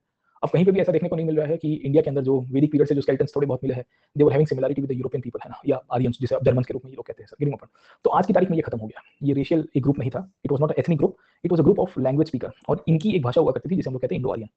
अब यहाँ से इसने ये बताया कि ये जो Indo Aryan group of language speaker है, ये एक भाषा थी, और ये लैंग्वेज स्पीकर आए थे सेंट्रल एशिया से, और सेंट्रल एशिया से माइग्रेट करके इनफैक्ट कुछ कुछ लोग यूरोप की तरफ चले गए, कुछ कुछ लोग भारत की तरफ आ गए सर। ये यूरोप के अंदर से लैटिन लैंग्वेज का डेवलपमेंट हुआ, ग्रीक लैंग्वेज का डेवलपमेंट हुआ, और फिर भारत के अंदर आके इन्होंने संस्कृत भाषा का निर्माण किया, गेटिंग पॉइंट, है ना। फिर उसने ये थियरी को प्रोपोगेट करवाया, उसने कहा कि भाई देखिए, ये रेस नहीं थी, ये एक विशेष नस्ल के लोग नहीं थे, विशेष जाति के लोग नहीं थे, ये भाषा के बोलने वाले लोग थे, पहले एक ही थे, मध्य एशिया से बिलोंग करते थे, वहां से फिर यूरोप कुछ लोग चले गए, कुछ अमेरिका भारत की तरफ आ गए, फिर इनकी भाषा थोड़ी अलग हो गई, इनकी भाषा भले अलग हो गई, बट इनके बीच में कुछ कुछ शब्द कॉमन रह गए, और ये कॉमन लैंग्वेज के अंदर ये कॉमन शब्द आपको मदर फादर के लिए मिल जाएंगे, है ना, ब्रदर के लिए मिल जाएंगे ना, भ्राताश्री ब्रदर, माताश्री मदर, है ना, मातृ, ये सब शब्द आपको दिखते हैं ना, गेटिंग पॉइंट, है ना। तो ये सब कहानी उसने बताई दी, और ये कहानी के बेसिस के ऊपर एक पूरा तूत चलाया गया भारतीय इतिहास के ऊपर कि आर्यंस बाहरी लोग हैं, आर्यंस बाहरी लोग हैं, आर्यंस बाहरी लोग हैं सर, है ना, गेटिंग पॉइंट। ये तूत को या इस प्रकार के हमबक को कंटिन्यूअसली फैलाया गया। अब इसमें इसने सेंट्रल एशिया कहा था, दूसरे कुछ लोग आए बोले नो नो नो, ये सेंट्रल एशिया से बिलोंग नहीं करते थे, ये एक्चुअली घूम के सेंट्रल एशिया से आए थे, पर ईरान की तरफ स्थायी हो गए, है ना। सो इनके ऊपर फिर दूसरा पॉइंट आ गया कि ये ईरानियन ओरिजिन के लोग थे सर, है ना। तो विल फाइंड कि किसी ने कहा कि ईरानियन, इंडो ईरानियन कल्चर का पार्ट था। फिर वहां से बेसिकली कुछ लोग ईरान में सेटल हो गए, तो वहां पे उन्होंने ज़ैंड अवेस्टा करके किताब लिखी, कंपाइल की, और भारत में इनफैक्ट, है ना, ऋग्वेद का कंपाइलेशन हुआ। फिर एक तीसरी थियरी आई, बोले नहीं नहीं, ये तो यूरोप से आए थे सर, ठीक है ना। और यूरोप में कहाँ आए थे, तो एक कहता है स्कैंडिनेविया से आए थे सर, ठीक, दूसरा कहता है कि नो नो साइबेरिया से आए थे, तीसरा कहता है आर्कटिक से आए थे सर, है ना। तो इसमें अलग अलग प्रकार की थियरी दिखेगी। तो घुमा फिरा के आप देखोगे तो उसमें एक कहानी ये भी है कि ये जर्मनी से आए थे, ऑस्ट्रिया जर्मनी हंगरी वाला रीजन, मतलब जो प्योरेस्ट रेस का कंसेप्ट है ना, यहाँ से एक पूरा स्पोक मॉडल निकल के आया था सर, गेटिंग पॉइंट, है ना। तो वी सी दैट आर्यंस की जो पूरी की पूरी ओरिजिन थियरी है, उसके ऊपर दो कहानी मिलती है सर, समझे नहीं समझे। पहला ओरिजिन का बेसिस इनफैक्ट इन्होंने रेस के ऊपर से बनाया, और रेस के ऊपर जब एथनोग्राफिक स्टडीज किए गए तो पता चलता है कि इनका कोई रेशियल ओरिजिन नहीं था सर। फिर बोला गया कि दे were group of linguistic people, ये एक इनकी भाषा हुआ करती थी, ये लैंग्वेज का नाम है इंडो आर्यन लैंग्वेज, और फिर इन्हीं के अंदर से अलग अलग ब्रांचेस बन के आई, और ये ब्रांचेस विश्व के अलग अलग रीजन में स्थायी हो गई सर, गेटिंग पॉइंट। पहला पॉइंट समझ में आया आपको कि ओरिजिन का बेसिस क्या बना है। अब ये जो लैंग्वेज के ऊपर ये क्यों शिफ्ट हुए, उसके पीछे की कहानी है कि भारत में जब से ब्रिटिश रूल किया, जब से यूरोपियंस आए थे, तब से इन्होंने भारतीय कल्चर को, भारतीय संस्कृति को पढ़ने की कोशिश की थी। और इसमें आपके म्यूलर के पहले भी आपको लोग दिख जाएंगे, जैसे आप देखोगे तो एक फिलिपो सेसेटी दिखेंगे। सेसेटी का इंपॉर्टेंस ये है कि ये भाई साहब ने इनफैक्ट, है ना, गोवा के अंदर रहा था, ये पोर्चुगीज के समय की बात है सर, है ना, और Goa at that time was made part of the Portuguese capital as well, है ना, एम्पायर का पार्ट था। तो उसने सबसे पहले इनफैक्ट हाईलाइट किया था कि there is something similarities between the languages of India and Europe, और उसने basically Persian language, Sanskrit language और यूरोप की जो लैटिन लैंग्वेजेस थी उसको स्टडी किया, और कहा कि देखिए मदर मात्र बन गया है, पर्शियन में उसको मटर के रूप में पहचानते हैं सर, गेटिंग पॉइंट, है ना, ग्रीक में उसको मैटर कहते हैं, या जर्मन के अंदर मटर कहते हैं सर, है ना। तो आलू मटर की कहानी आपको मिल जाएगी, खैर जो भी है, बट उसने बताया कि देखिए मदर शब्द के कितने सारे सिमिलरिटी शब्द आपको मिल जाएंगे सर, एवरीवेयर सर, हर एक जगह के ऊपर आपको ये चीज मिल रही है। तो इसने लिंग्विस्टिक बेसिस बनाया था सबसे पहले। फिर आपकी Max Muller sir, Max Muller basically इसको पहले रेस कहता है, फिर लैंग्वेज कह देगा सर, ठीक है। विलियम जोन्स भी कहेगा कि नहीं नहीं, ये एक लैंग्वेज स्पीकिंग लोग हुआ करते थे, ये कहीं बाहर से आए थे। पर एक बंदा जो जर्मन ओरिजिन से बिलोंग करता है, मैंने आपको बताया ना, कार्ल पेन का सर, है ना, जो ये जर्मन यूनिफिकेशन के लिए उसने लिख रहा है, ये कहता है कि नो नो नो सर, दे वर रेस सर, गेटिंग पॉइंट, है ना। तो based on the literature studies now they were actually of the opinion कि ये एक लिंग्विस्टिक ग्रुप था, और लिंग्विस्टिक ग्रुप कहीं ना कहीं एक जगह से बिलोंग करता था, फिर इनकी डिफ्यूजन हुई होगी, अलग अलग कल्चर्स और ब्रांचेस निकल के आए, और फिर कुछ यूरोप में गए, कुछ यहाँ गए सर, है ना। अब घुमा फिरा के प्रश्न ये आया कि ये ओरिजिनली भारत से बिलोंग करते थे, तो इन्होंने मना कर दिया। अब कैसे मना किया, तो इन्होंने स्टडी किया ऋग्वेद को, अब कैसे स्टडी किया गया पता नहीं, बट इन्होंने अपने इंटरप्रिटेशन निकाले और कहा कि they do not belong to basically India sir, ठीक है। तो इसमें अलग अलग थियरीज आएंगी। एक थियरी आती है यूरेशियन थियरी सर, कहा गया कि यूरोप और एशिया, मतलब आज का जो रशिया के नीचे वाला थोड़ा रीजन है, रशिया के साउथ और ईस्ट वाला रीजन है, वहां से ये लोग बिलोंग करते थे सर, वहां से ये लोग आए होंगे। एक ब्रांच भारत की तरफ आ गई, एक ब्रांच यूरोप की तरफ आ गई। इसमें कई सेंट्रल एशिया, स्टेपीज करके एक रीजन आपने देखा होगा सर, है ना। तो स्टेपीज वाले रीजन के अंदर से बिलोंग करते थे, it's a cold temperate region, grasslands आपको मिल जाते हैं सर, है। जिसने कहा कि ये सेंट्रल एशिया से बिलोंग करते थे बेसिकली, है ना, मध्य एशिया से, स्टेपीज वाले रीजन से। एक थियरी आती है आर्कटिक रीजन की, जहां इंडियन व्यू पॉइंट आपको मिल जाएगा सर। इसमें बहुत सारे फॉरेनर्स अभी आपको मैं बताता हूं सर। इंडियन व्यू पॉइंट के अंतर्गत तिलक महाराज कहते हैं कि हमने ऋग्वेद पढ़ी है, और ऋग्वेद के अंदर मुझे समझ में आ रहा था कि ये आर्कटिक से बिलोंग करते हैं। Tilak was very expert in astronomy as well, उनको स्टार्स वार्स के बारे में बहुत नॉलेज था, ज्योग्राफी में सर। तो 1893 और 1895 दो बार अलग अलग प्रकार की वेद के ऊपर से अपना ओपिनियन देंगे सर, ठीक है। फिर दयानंद सरस्वती तिलक से भी पहले आपको लिखेंगे सर, है ना। Dayanand Saraswati wrote even before Tilak. तो दयानंद सरस्वती ने किताब लिखी थी सत्यार्थ प्रकाश, उन्होंने इसके टिबेटियन ओरिजिन के ऊपर बात की, मैं आपको हर एक के ऊपर डिस्कस करूंगा सर। एंड देन इसके अंदर से ही कुछ कुछ इंडिक स्कॉलर्स आए somewhere in the 20th century, जिनका मानना था कि no no no, they are of the local origin. इसमें आपके डॉक्टर संपूर्णानंद दिखेंगे, उनके नाम की यूनिवर्सिटी भी आपको बनारस के अंदर मिल जाएगी सर, या इसी दास से लोग दिखेंगे जिन्होंने कहा कि ये तो यहाँ सप्त सिंधु में रहते थे, इंडस के आजू बाजू में इनका उद्भव हुआ है, यहाँ से बिलोंग करते हैं सर। इसमें फिर कुछ कुछ लोगों ने कहा कि नो नो नो, ये थे तो भारतीय but they have migrated from the Doab. Doab का मतलब है कि ये गंगा यमुना से पहले माइग्रेट करके सिंधु में गए, फिर वापस आए, है ना। तो लॉर्ड को बाबा धाबा पाया सर, है ना। वैसी कंडीशन थी कि पहले यहाँ से बिलोंग करते थे, फिर वहाँ चले गए, फिर वहाँ से वापस आ गए सर, ठीक है। इसमें कला साहब कहते हैं कि कश्मीर से थे। अभी इसके अंदर एक नई थियरी है डेविड फ्रॉले की। आप में से कितने लोगों ने डेविड फ्रॉले को पढ़ा है सर, है ना। डेविड फ्रॉले कहते हैं कि ये साउथ इंडिया से बिलोंग करते थे और ये साउथ से नॉर्थ वेस्ट में शिफ्ट हो गए थे सर, है ना। फिर वापस आ गए सर, गेटिंग माय पॉइंट, है ना। तो इस प्रकार की कहानी आपको मिलती रहेगी। फ्रॉले ने अपने इसके पीछे हाइपोथेसिस भी दिया है कि दक्षिण साउथ से बिलोंग करने वाले लोग थे, यूं गए फिर वापस आ गए सर, ठीक है। तो ऐसे बहुत सारे पॉइंट्स आपको मिल जाते हैं। यू फाइंड मल्टीपल पॉइंट्स जिनके बेसिस के ऊपर से आपको इनका ओरिजिन मिलेगा सर, ठीक है। अब एक एक करके पहले तो मैं आपको समझाता हूँ कि ये थियरीज के अंदर प्रॉब्लम क्या है सर, है ना। तो इसके अंदर आपको जो क्वेश्चन आएगा वो 20 मार्क्स के अंदर आपको मिलेगा और पूछेगा कि comments on the debate surrounding the original home of the Aryans. आपको एक ही प्रश्न आएगा, do you agree that the Aryans were of the foreign origin, है ना। Give your reasons behind that, एक प्रश्न ये आ सकता है। Justify the view point that the Aryans belonged to India, citing examples, समझे कि नहीं समझे, है ना। तो एक तीसरा प्रश्न ये आएगा। मल्टीपल क्वेश्चन यहाँ से फ्रेम किए जा सकते हैं आपको, क्योंकि एक प्रश्न जो सबसे कॉमन है, कॉमन या मैं कहूंगा कि सबसे इंटरेस्टिंग है, वो ये है कि comment on the debate surrounding the original home of the Aryans, कि इसको लेके जो डिबेट हो रही है उसके ऊपर टिप्पणी कीजिए सर, है ना। इसकी टीका कीजिए कि क्या क्या चीजें हो रही है। अब इसमें जो सबसे पहली या अर्लीस्ट थियरीज किसी ने प्रपोज की थी वो म्यूलर ने की थी। अब जनरली कहानी ये है कि हम जब बीएस में पढ़ते हैं तो इतना ही पढ़ते हैं, इस थियरीज को हम लोग फिर पंचर नहीं करते। आज मैं हर एक थियरीज को आपको डिस्कस करूंगा, इवन कल के क्लास के अंदर भी हम लोग डिस्कस करेंगे और हर एक के पॉजिटिव्स और नेगेटिव्स देखेंगे कि क्यों बोला गया है सर, ठीक है। उसके बाद इसके आर्कियोलॉजिकल एविडेंसेस के ऊपर भी जाता हुआ, discussing the archaeological evidences as well. Let me come back to this point, okay. पहले आती है सेंट्रलेशन थियरी, जो सबसे पहले प्रोपोगेट की गई थी, अर्लीस्ट थियरी है, ये यूरोपियन व्यू पॉइंट है। अब कहानी ये है कि इसने किताब लिखी थी history of ancient Sanskrit literature, somewhere in the 1858-59 में लिखी गई थी, मतलब आफ्टर द रिवॉल्ट। एंड कहानी ये है कि ये लिखने के पीछे का इंटेंशन यही था कि इंडिया को थोड़ा बेर बिखेर दिखाया जाए। क्यों? क्योंकि 57 का रिवॉल्ट हुआ था, थोड़ी बहुत पॉलिटिकल यूनिटी भी निकल के आ रही थी सर, समझे नहीं समझे। तो इंडिया को कल्चरली तोड़ना था, इंडिया को पॉलिटिकली तोड़ना था, रिलीजियसली तोड़ना था, थोड़ा बहुत। तो फिर कुछ तो दिखाना पड़ेगा सर। और फिर भारत में आए हुए इनको काफी साल भी हो चुके थे। अब नाउ दे वर क्लेमिंग कि they are the experts of knowledge of Sanskrit, है ना, समझे नहीं समझे। जैसे जर्मनी के अंदर भी कुछ लोग अभी भी क्लेम करते हैं कि हमको इंडियन से ज्यादा संस्कृत आती है। मैंने बोला गजब है सर, ठीक है, आओ कभी हवेली पे पता चलेगा, वेरी इंपॉर्टेंट, है ना। No doubt they have good command of Sanskrit languages, क्योंकि वो आर्यन रेस को पढ़ते पढ़ाते सर, है ना। आप ना कभी बनारस के घाट के ऊपर बैठोगे ना, घाट तो छोड़िए, घाट पे तो आपको पंडित लोग मिल जाएंगे। बनारस की गलियों में लस्सी वाले होते हैं, पान वाले होते हैं। एक्चुअली पान वाला is one of the biggest philosophers you will find in Banaras, मैं गलत नहीं कह रहा हूं सर। वो भाई साहब क्या दुनियादारी की बातें कर रहे हैं सर, है ना, चूना लगा के सर, सब। मैं आई स्टिल रिमेंबर, काफी साल हो गए हैं, बट वो ओरिजिन ब्रह्मांड की बात कर रहे थे सर। मैं तो छोटा था, तो कुछ बातें बातें में बातें चल रही थी कि कहाँ से आए हो, क्या कर रहे हो, मैं टूरिस्ट है ये वो। तो he was talking about the universe origin. तो एक्चुअली इनफैक्ट है ना, मुझे काफी भारी शौक लग गया। मैं बोला ये कौन है चाचा, पान खाते खाते ना, पान खाए सही हूं, ब्रह्मांड की बातें कर रहे हैं। अब मैं बड़ा हुआ तो मुझे पता चला कि वो शहर के अंदर पूरी फिलोसफी है, मतलब वहां सब गुदानी लोग हैं सर, है ना, पंडित से लेके चपरासी से लेके पान वाला, लस्सी वाला सर, लस्सी वाला दुनियादारी की बातें कर रहे हैं। We had lassi over here, तो लस्सी पीते पीते वो दुनिया की बातें कर रहे हैं सर, है ना। बाबू आपको पता है ये है वो है वो है सर, है ना, सब एक से एक ज्ञान के भंडार पड़े हुए। चलिए सर, ठीक है ना, चलो let me come back to this point, okay. तो म्यूलर ने क्या कहा, व्हाट म्यूलर एक्चुअली हाइलाइटेड, है ना। म्यूलर ने ये संस्कृत लिटरेचर को स्टडी किया ना, उसमें वेद को ही स्टडी किया भाई साहब ने, और वेद को स्टडी करते हुए कह दिया कि ये लोग स्टेपीज से बिलोंग करते थे। स्टेपीज सेंट्रल एशिया वाला रीजन, आप में से जो लोग स्टेपीज को नहीं जानते हैं वो थोड़ा मैप खोल दीजिएगा अपने वहाँ पे, या हो सकता है कि आप क्या कह सकते हैं कि ज्योग्राफी की वो लेके बैठ जाइए तो आपको ज्यादा समझ में आएगा सर, ठीक है ना। So you will find somewhere over here, you will find the steppes reason.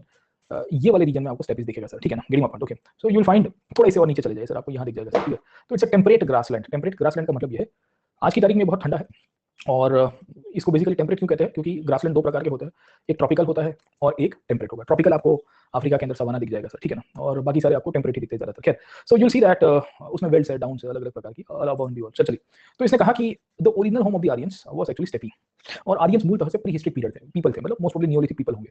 और जैसे जैसे Neolithic way of life progress हुआ तो ये भी अपना जीवन गुजार रहे थे। अब नियोलिथिक पीरियड में एक खासियत थी, हंटिंग गैदरिंग बहुत ही कॉमन वे ऑफ लाइफ था, कोई दिक्कत नहीं थी। फिर मैक्स म्यूलर अपनी किताब में हाईलाइट करता है कि जैसे नियोलिथिक पीरियड का ट्रांजिशन हुआ पूरी दुनिया में हो रहा है, जिसे गॉर्डन चाइल्ड नियोलिथिक रिवॉल्यूशन के रूप में पहचानते हैं, उसमें ये कहते हैं कि somewhere in the period of 2000 there was a huge climate change, है ना। और ये क्लाइमेट चेंज थियरी यहाँ पे लिखी है। उसने कहा कि ये आर्यन जहाँ पे रहते थे प्री हिस्टोरिक पीपल के रूप में, वहाँ पे खाने पीने की थोड़ी कमी हो गई, जो पेस्टोरल लैंड इनके पास, क्योंकि ग्रासलैंड हुआ करते थे, वो थोड़े टूट गए, बर्बाद हो गए सर। और फिर इनको वहाँ पे रहने में दिक्कत हो गई, तो they decided to move out, है ना, बोले यार अब मन नहीं कर रहा है, निकलते हैं यहाँ से सर, ठीक है। और फिर ये यहाँ से घूमते घूमते घूमते इनफैक्ट 2-3 विस्तारों में चले गए सर, ठीक है, गेटिंग पॉइंट। तो इसने कहा कि एक ब्रांच जो है वो यहाँ से होते हुए यूरोप चली गई सर, गेटिंग पॉइंट, समझ में आया कि नहीं आपको। और दूसरी ब्रांच जो है वो यहाँ से होते होते इवेंचुअली भारत की तरफ आ रही है सर, ठीक है, ईरान की तरफ चली जाएगी, फिर उसके बाद ईरानियन थियरी भी आएगी सर, समझे आप लोग।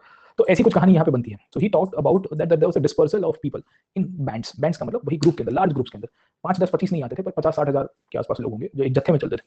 इनिशियली तो इसने इसको रेस कहा था, फिर लॉर्ड के बाबा घर को आए जैसी कंडीशन हो जाती है कि डिसाइड करता है कि ये रेस नहीं थी, ये भाषा बोलने वाले लोग थे।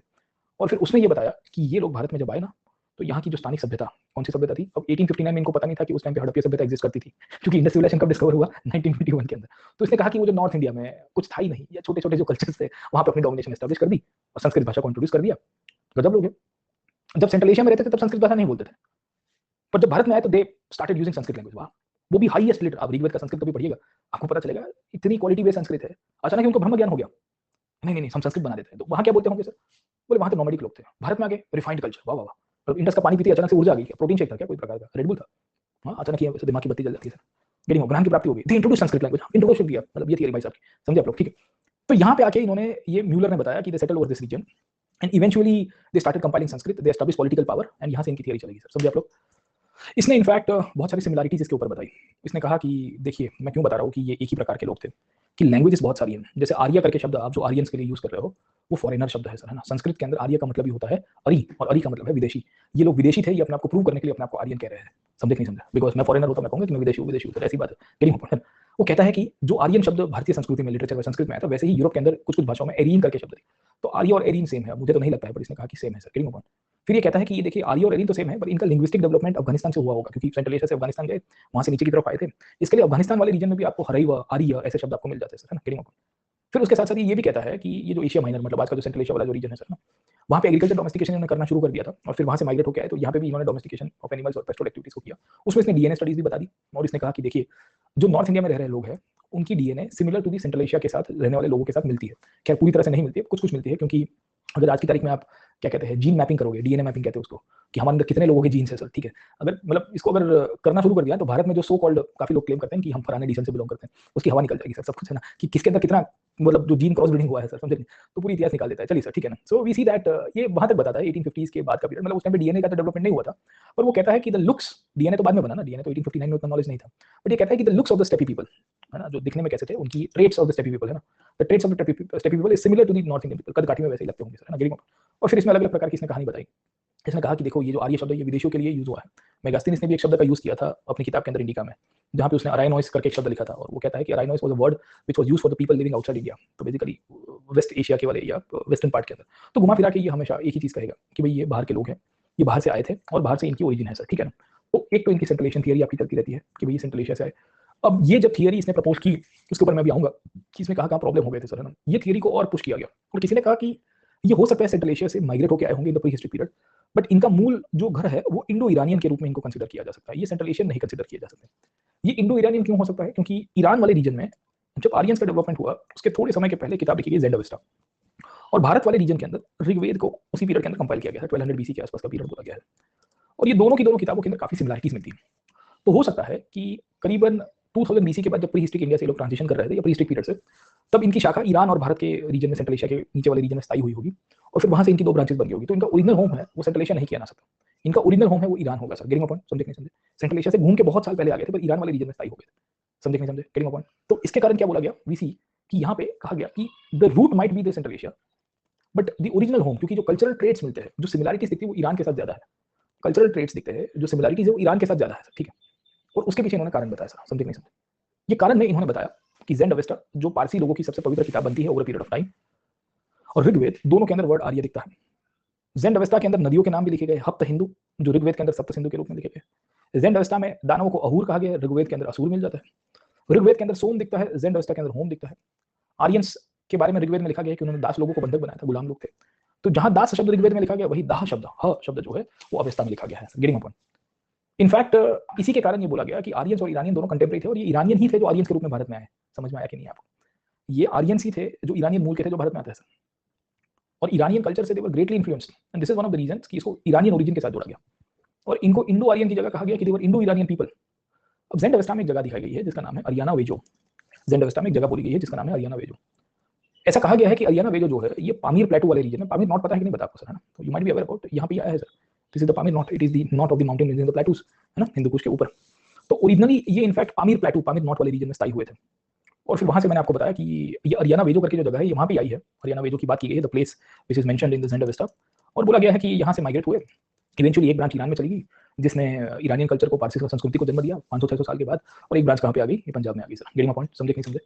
सो what do we see over here, we find कि एक ईरानियन थियरी आई, जिसके रूट तो सेंट्रल एशिया में थे, बट वी फाइंड कि इन्होंने ये बताने की कोशिश की कि ये पामीर नॉट वाले रीजन से बिलोंग करने वाले लोग थे, और फिर ये ईरान में भी जब स्थायी हुए तो इन्होंने अपने कल्चर की, संस्कृति को सेम रखा, और इसके लिए शब्द भी सेम मिल रहे हैं। तो दो लिटरेचर की किताब आई, एक ऋग्वेद को कंपेयर किया गया, एक ज़ेंडाविस्टा को कंपेयर किया गया, और फिर कह दिया गया कि ये अरियाना वेजो, अरियाना से ही आर्यन शब्द आया सर, समझे कि नहीं समझे, और आर्यन वहां से ईरान शब्द मिल जाएगा आपको सर, आर्यन ईरानियन सर, ठीक है ना, गेटिंग पॉइंट। तो इस प्रकार की बातें आपको मिल जाएगी सर, गेटिंग पॉइंट। तो ये भी कहानी काफी लोगों ने प्रपोज करने की कोशिश की, है ना। तो why the move to India side, देखो continuous moving is a part of the human, I would say, trait है ना। देखो हम आज भी नॉर्मली हंटिंग गैदरिंग नहीं करते हैं, अब थोड़ी सेडेंटरी लाइफस्टाइल होगी, बट अपॉर्चुनिटी मिलती है, सिचुएशन ऐसी होती है, तो वी डू गेट इंस्टेंसेस की पीपल विल माइग्रेट, है ना। तो ज्योग्राफी रीजन होगी, पुश फैक्टर होंगे, है ना, पुल फैक्टर्स हम लोग कंसीडर कर सकते हैं। तो might be because of the climatic reasons और better opportunities as well. And Pamir is a very, I would say, inhospitable area, है ना। पामीर नॉर्थ वाले रीजन में it's very tough to survive over there, है ना। और फिर ये पंजाब वाले रीजन में तो देखो तो क्या है कि, है ना, समझे नहीं समझे, है ना। तो पंजाब वाले रीजन में तो कोई दिक्कत ही नहीं है सर, है ना, गेटिंग अपॉन, तो you get good resources, you get good opportunities as well, है ना। तो this is one of the reasons they might have migrated. और फिर कोई ब्रांच ईरान की तरफ चलेगी जिसने ज़ेंड अवेस्टा को कंपाइल किया, और एक ब्रांच कहाँ आई, पंजाब की तरफ आई सर, ठीक है। अब कहानी क्या है, इसके अंदर अलग अलग प्रकार की स्टोरी बोलेगी, और ये कब आए होंगे। तो इसमें भी कुछ कुछ इंडियन हिस्टोरियंस, आर्कियोलॉजिस्ट जो थे, उसमें बी के घोष जैसे स्कॉलर्स थे, जिन्होंने कहा कि करीब 2000 बीसी के आसपास का पीरियड है। और 2000 बीसी के आसपास ये भारत की तरफ आने की शुरुआत कर देते थे, पामीर वाले रीजन से। पहले एक जगह पे रहते थे सब लोग, एक ही समूह में, हरियाणा वेजो नाम की जगह में। So this might be the place of origin इनका सर, यहाँ पे हुआ होगा आर्यंस का।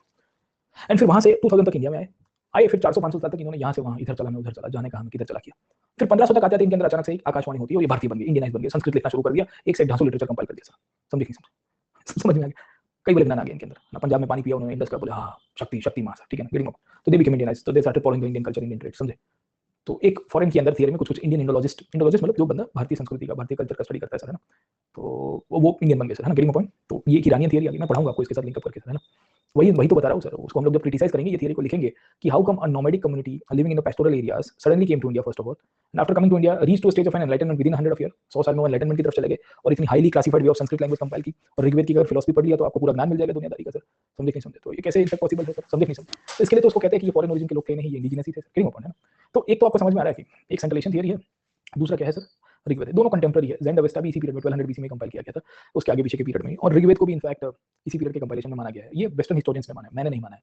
अभी मैं आऊंगा कल के क्लास में बताऊंगा कि ऋग्वेद 6000 बीसी के पुराना है, और ये म्यूलर जैसे लोग कहते हैं कि दोनों 1200 बीसी के आसपास का है, इसके लिए इसके साथ लिंकेज हो रही है, ठीक है ना। तो ये समझ में आई एक थियरी।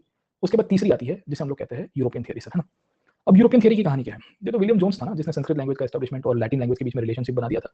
उसने कहा था कि मदर बिकम मात्र और ब्रदर बिकम बात, ये फिलिपिनो सोसाइटी के बाद। तो इसमें इनफैक्ट काफी लोगों ने लिंग्विस्टिक स्टडी की और कहा कि भाई ये आर्यन जो है ये सेंट्रल एशिया से भी नहीं है, ये ना ही ईरान से है, ये यूरोप से है। बोले कहाँ से आए, बोले ये मूलतः स्कैंडिनेविया से आए हुए लोग हैं, समझे नहीं समझे। और स्कैंडिनेविया से आके ये लोग जर्मनी में स्थायी हुए थे। तो मैंने आपको पेनका के बारे में बताया था कि नहीं आपको, ठीक है ना। सो मैक्स म्यूलर ने सबसे पहले एक एथनिक कंपोजिशन की कहानी बताई थी, याद है अभी थोड़ी देर पहले सर। एथनिक कंपोजिशन की क्या कहानी है कि आर्यंस मोल से एक रेस था, एक नस्ल का प्रकार था सर, ना, एक जाति थी। आर्यंस इनफैक्ट, है ना, ये भाषा बोलने वाले लोग नहीं थे। और इसने कहा कि somewhere over this region the Aryans might have migrated from this region, है ना, ये यहाँ पे आके इस वाले रीजन में स्थायी हुए होंगे सर। और यहाँ पे आके स्थायी हुए थे तो जर्मनी के अंदर इन्होंने अपना पड़ाव डाला था। ओरिजिनल ये कहाँ से थे, स्कैंडिनेविया से, आज का नॉर्दर्न पार्ट ऑफ यूरोप से, है ना। So original they belong to Scandinavia, they settled in Germany.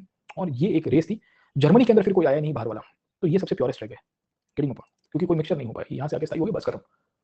और फिर जर्मनी के अंदर रहने वाले जो लोग थे वो कुछ लोग इस साइड पे चले गए, यहाँ पे भी आर्यन संस्कृति का फैलावा हो गया। समझ में आया कि नहीं आपको, ठीक है ना, गेटिंग अपॉन। तो ये क्या कहता है पेनका बताता है कि the origin was Scandinavia, northern Europe, there was no foreign penetration in the German area, hence they were the purest. ये जो जर्मनी की प्योरेस्ट रेस की थियरी इसी के साथ जुड़ी है, गेटिंग अपॉन। और ये बताता रहता है कि भाई Germans were the first Aryans, purest Aryan. और फिर वहां से ब्रांचेस बनी होगी, पर जर्मनी में कोई आया नहीं, तो हम सबसे प्योर के प्योर रह गए। इन्हीं बेसिस के ऊपर से जर्मनी का यूनिफिकेशन किया गया, जर्मन स्टेट को बनाया गया। इन्हीं बेसिस के ऊपर से वर्ल्ड वॉर 2 में इनफैक्ट हिटलर ने एक आधार बनाते हुए बाकी सारे नॉन आर्यंस की पिटाई करते सर, पिटाई मतलब मरवाई दिया उन लोग को। खैर, तो ये जो थियरी है, ये थियरी के अंतर्गत पेनका जो बताता है उसमें कहाँ लिमिटेशन थी सर, समझे नहीं समझे, गेटिंग अ पॉइंट हो गया। एनी एविडेंस नहीं है ना, एविडेंसेस नहीं मिल रहे हैं, neither we are able to get the DNA traits as well, है ना, कि कोई भी एविडेंस सीधे मैच नहीं कर रहा है। जहाँ ये बोला जाता है कि स्कैंडिनेविया से आए, जर्मनी में रुके गए, और फिर जर्मनी की कुछ ब्रांच आई होगी, पर जर्मनी में कोई बाहर वाला नहीं आया, बाहर वाला नहीं आया तो वो तो सबसे प्योरेस्ट रहे, एक ब्रांच यहाँ पे आ जाती है सर, गेटिंग अ पॉइंट, है ना, समझे नहीं समझे। तो एक ये कहानी आपको मिल जाएगी सर, गेटिंग अ पॉइंट। तो ये थियरी को रिजेक्ट करने के पीछे का कारण ये था। इसके अंदर ही काफी लोगों ने और भी थियरी बताई सर, है ना। एक थियरी बोलती है कि आर्यंस जो थे ये स्टेपीज वाले रीजन में तो थे ही, पर steppes used to extend till Europe. Steppes जो था वो इतने सारे रीजन में एक्सटेंड किया हुआ था। Steppes was extending from Central Asia to this region. और यहाँ पे भी आर्यंस थे, यहाँ पे भी आर्यंस थे, और यहाँ पे भी आर्यंस थे। फिर क्या हुआ, क्लाइमेट चेंज हो गया। तो क्लाइमेट चेंज में होता यह है कि स्टेपीज छोटे हो जाते हैं, steppes will be small in size, वो श्रिंक हो गए। तो यहाँ के आर्यंस यूरोपियन बन गए, यहाँ के आर्यंस इस तरफ आ गए, है ना, समझे नहीं समझे। सो you will find a theory which is given by Schroeder, नाम याद रखने की आवश्यकता नहीं है, पर ये कहता है कि the steppes had huge extension from Central Asia to Europe. मतलब पूरा का पूरा सेंट्रल एशिया और यूरोप जो है पूरा पूरा स्टेपीज ही था, माइग्रेशन हुआ ही नहीं है, वो पहले से वहां पे ही रह रहे थे। और फिर धीरे धीरे करके स्टेपीज के एरिया श्रिंक हो गया, तो एक आर्य वहां रह गए, एक आर्य यहाँ रह गए। समझ में आ रहा है कि नहीं आ रहा सर, है ना। तो इसकी भी एक अलग कहानी आपको मिल जाती है, ठीक है। इसी थियरी के अंदर किसी ने कहा कि ये साइबेरिया से आए, रशिया वाले रीजन से, है ना सर, समझेंगे। पर वहां पे ठंडी बहुत ज्यादा थी, मैंने आपको पता है Siberian climate is very extreme, है ना, तो they won't be able to live over there, ठीक है। इसी के तौर के ऊपर किसी ने कहा कि ये किर्गिस्तान वाले रीजन है, वही सेंट्रल एशिया के रीजन से आपको दिखेंगे, स्टेपीज वाले रीजन से सर, है ना। अब इसमें इनफैक्ट एक डॉक्टर जीपी गाइल्स करके एक वो है, स्कॉलर है, या मैं कहूँगा रिसर्चर है। इन्होंने अपनी एक नई थियरी दी।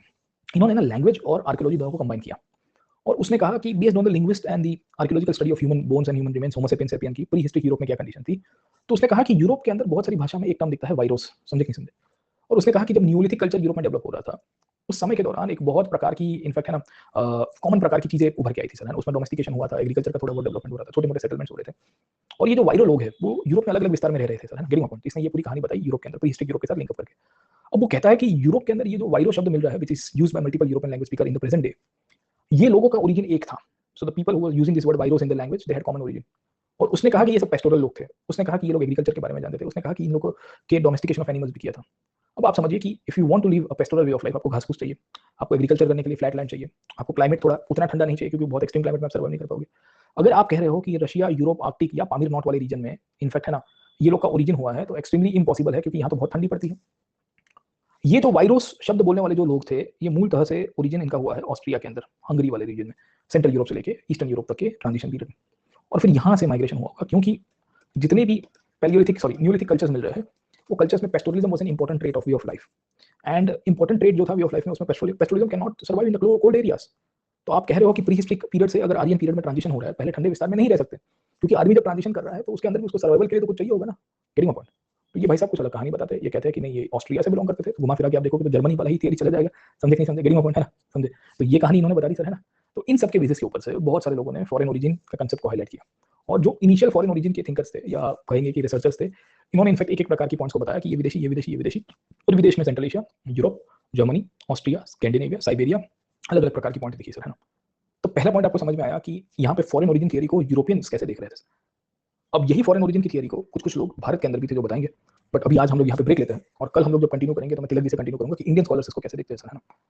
और क्यों इनफैक्ट अलग अलग प्रकार की थियरी यहाँ से निकल के आई है सर। क्योंकि आपको जब ये डिबेट जब तक नहीं समझ में आएगी तब तक आप आर्यंस का ओरिजिन वाला पॉइंट नहीं देख पाएंगे। जीएस में तो हमने इतनी देर में खत्म कर दिया था ना, आधे 40 मिनट के अंदर ओरिजिन ऑफ आर्यंस खत्म कर देते। पर यहाँ ऑप्शनल कर रहे हैं तो जब कमेंट करने की बात आएगी, अलग अलग हाइपोथेसिस आएंगे तो आराम से थोड़ा हमको देखना पड़ेगा सर, ठीक है ना? So we are suppose to see it from a different perspective, है ना? समझे नहीं समझे? ऋग्वेद क्लियर क्यों नहीं था? क्योंकि उसके पीछे का कारण है कि Rigveda was not a book of history और geography. Rigveda was a book जहां पे हाइम्स लिखे गए और हाइम्स के अंदर सप्त सिंधु की बात की गई। तो मैं आपको कल आऊंगा और ओरिजिनल होम ऑफ आर्यंस के अंदर आपको समझाने की कोशिश करूंगा कि ऋग्वेद के अंदर में हमको क्या क्या चीजें पता चल रही है। Will find the name of the reverse, will find the name of the mountains. They never say कि ये कहीं बाहर से आए हैं। कहीं पे भी आपको ऋग्वेद के अंदर नहीं मिलेगा कि ये बाहर से आए हुए sir. They have never written a single word कि they belong to some foreign land. And इसी के बेसिस के ऊपर से हम लोग जब इंडियन व्यू पॉइंट को कल पढ़ेंगे तो मैं आपको बताऊंगा कि ओरिजिनल होम ऑफ आर्यंस के अंतर्गत आपको इंडिजिनस ही दिखेगा। संस्कृत लैंग्वेज लोग कहते हैं कि बाहर से आई हुई भाषा है, कहीं दिखा के मुझे बताइए कि संस्कृत लैंग्वेज का उपयोग कहाँ पे होता है सर। समझे? आर्यंस के लिए क्यों इतना डिबेट है? क्योंकि ब्रिटिशर्स हिस्टोग्राफी का क्लास स्टडी किया था कि नहीं किया था?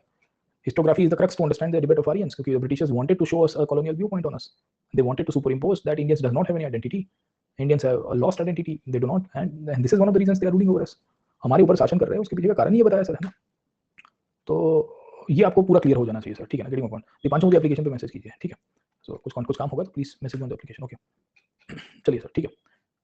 रिवीजन हाँ मैं कर देता हूँ, आज पीडीएफ कर देंगे ना, आज हड़पन सब पूरी निपटा देंगे पहले 4 टॉपिक पर सर, ठीक है? तो कल हम लोग कंटिन्यू करेंगे, tomorrow will be continuing further. और फिर मैं कल आपको यहाँ से बताने की कोशिश करूंगा कि इंडियंस ने क्या कहा है। इंडियंस के अंतर्गत बाल गंगाधर तिलक क्या कहते हैं, दयानंद सरस्वती क्या कहते हैं, संपूर्ण आनंद क्या कहते हैं।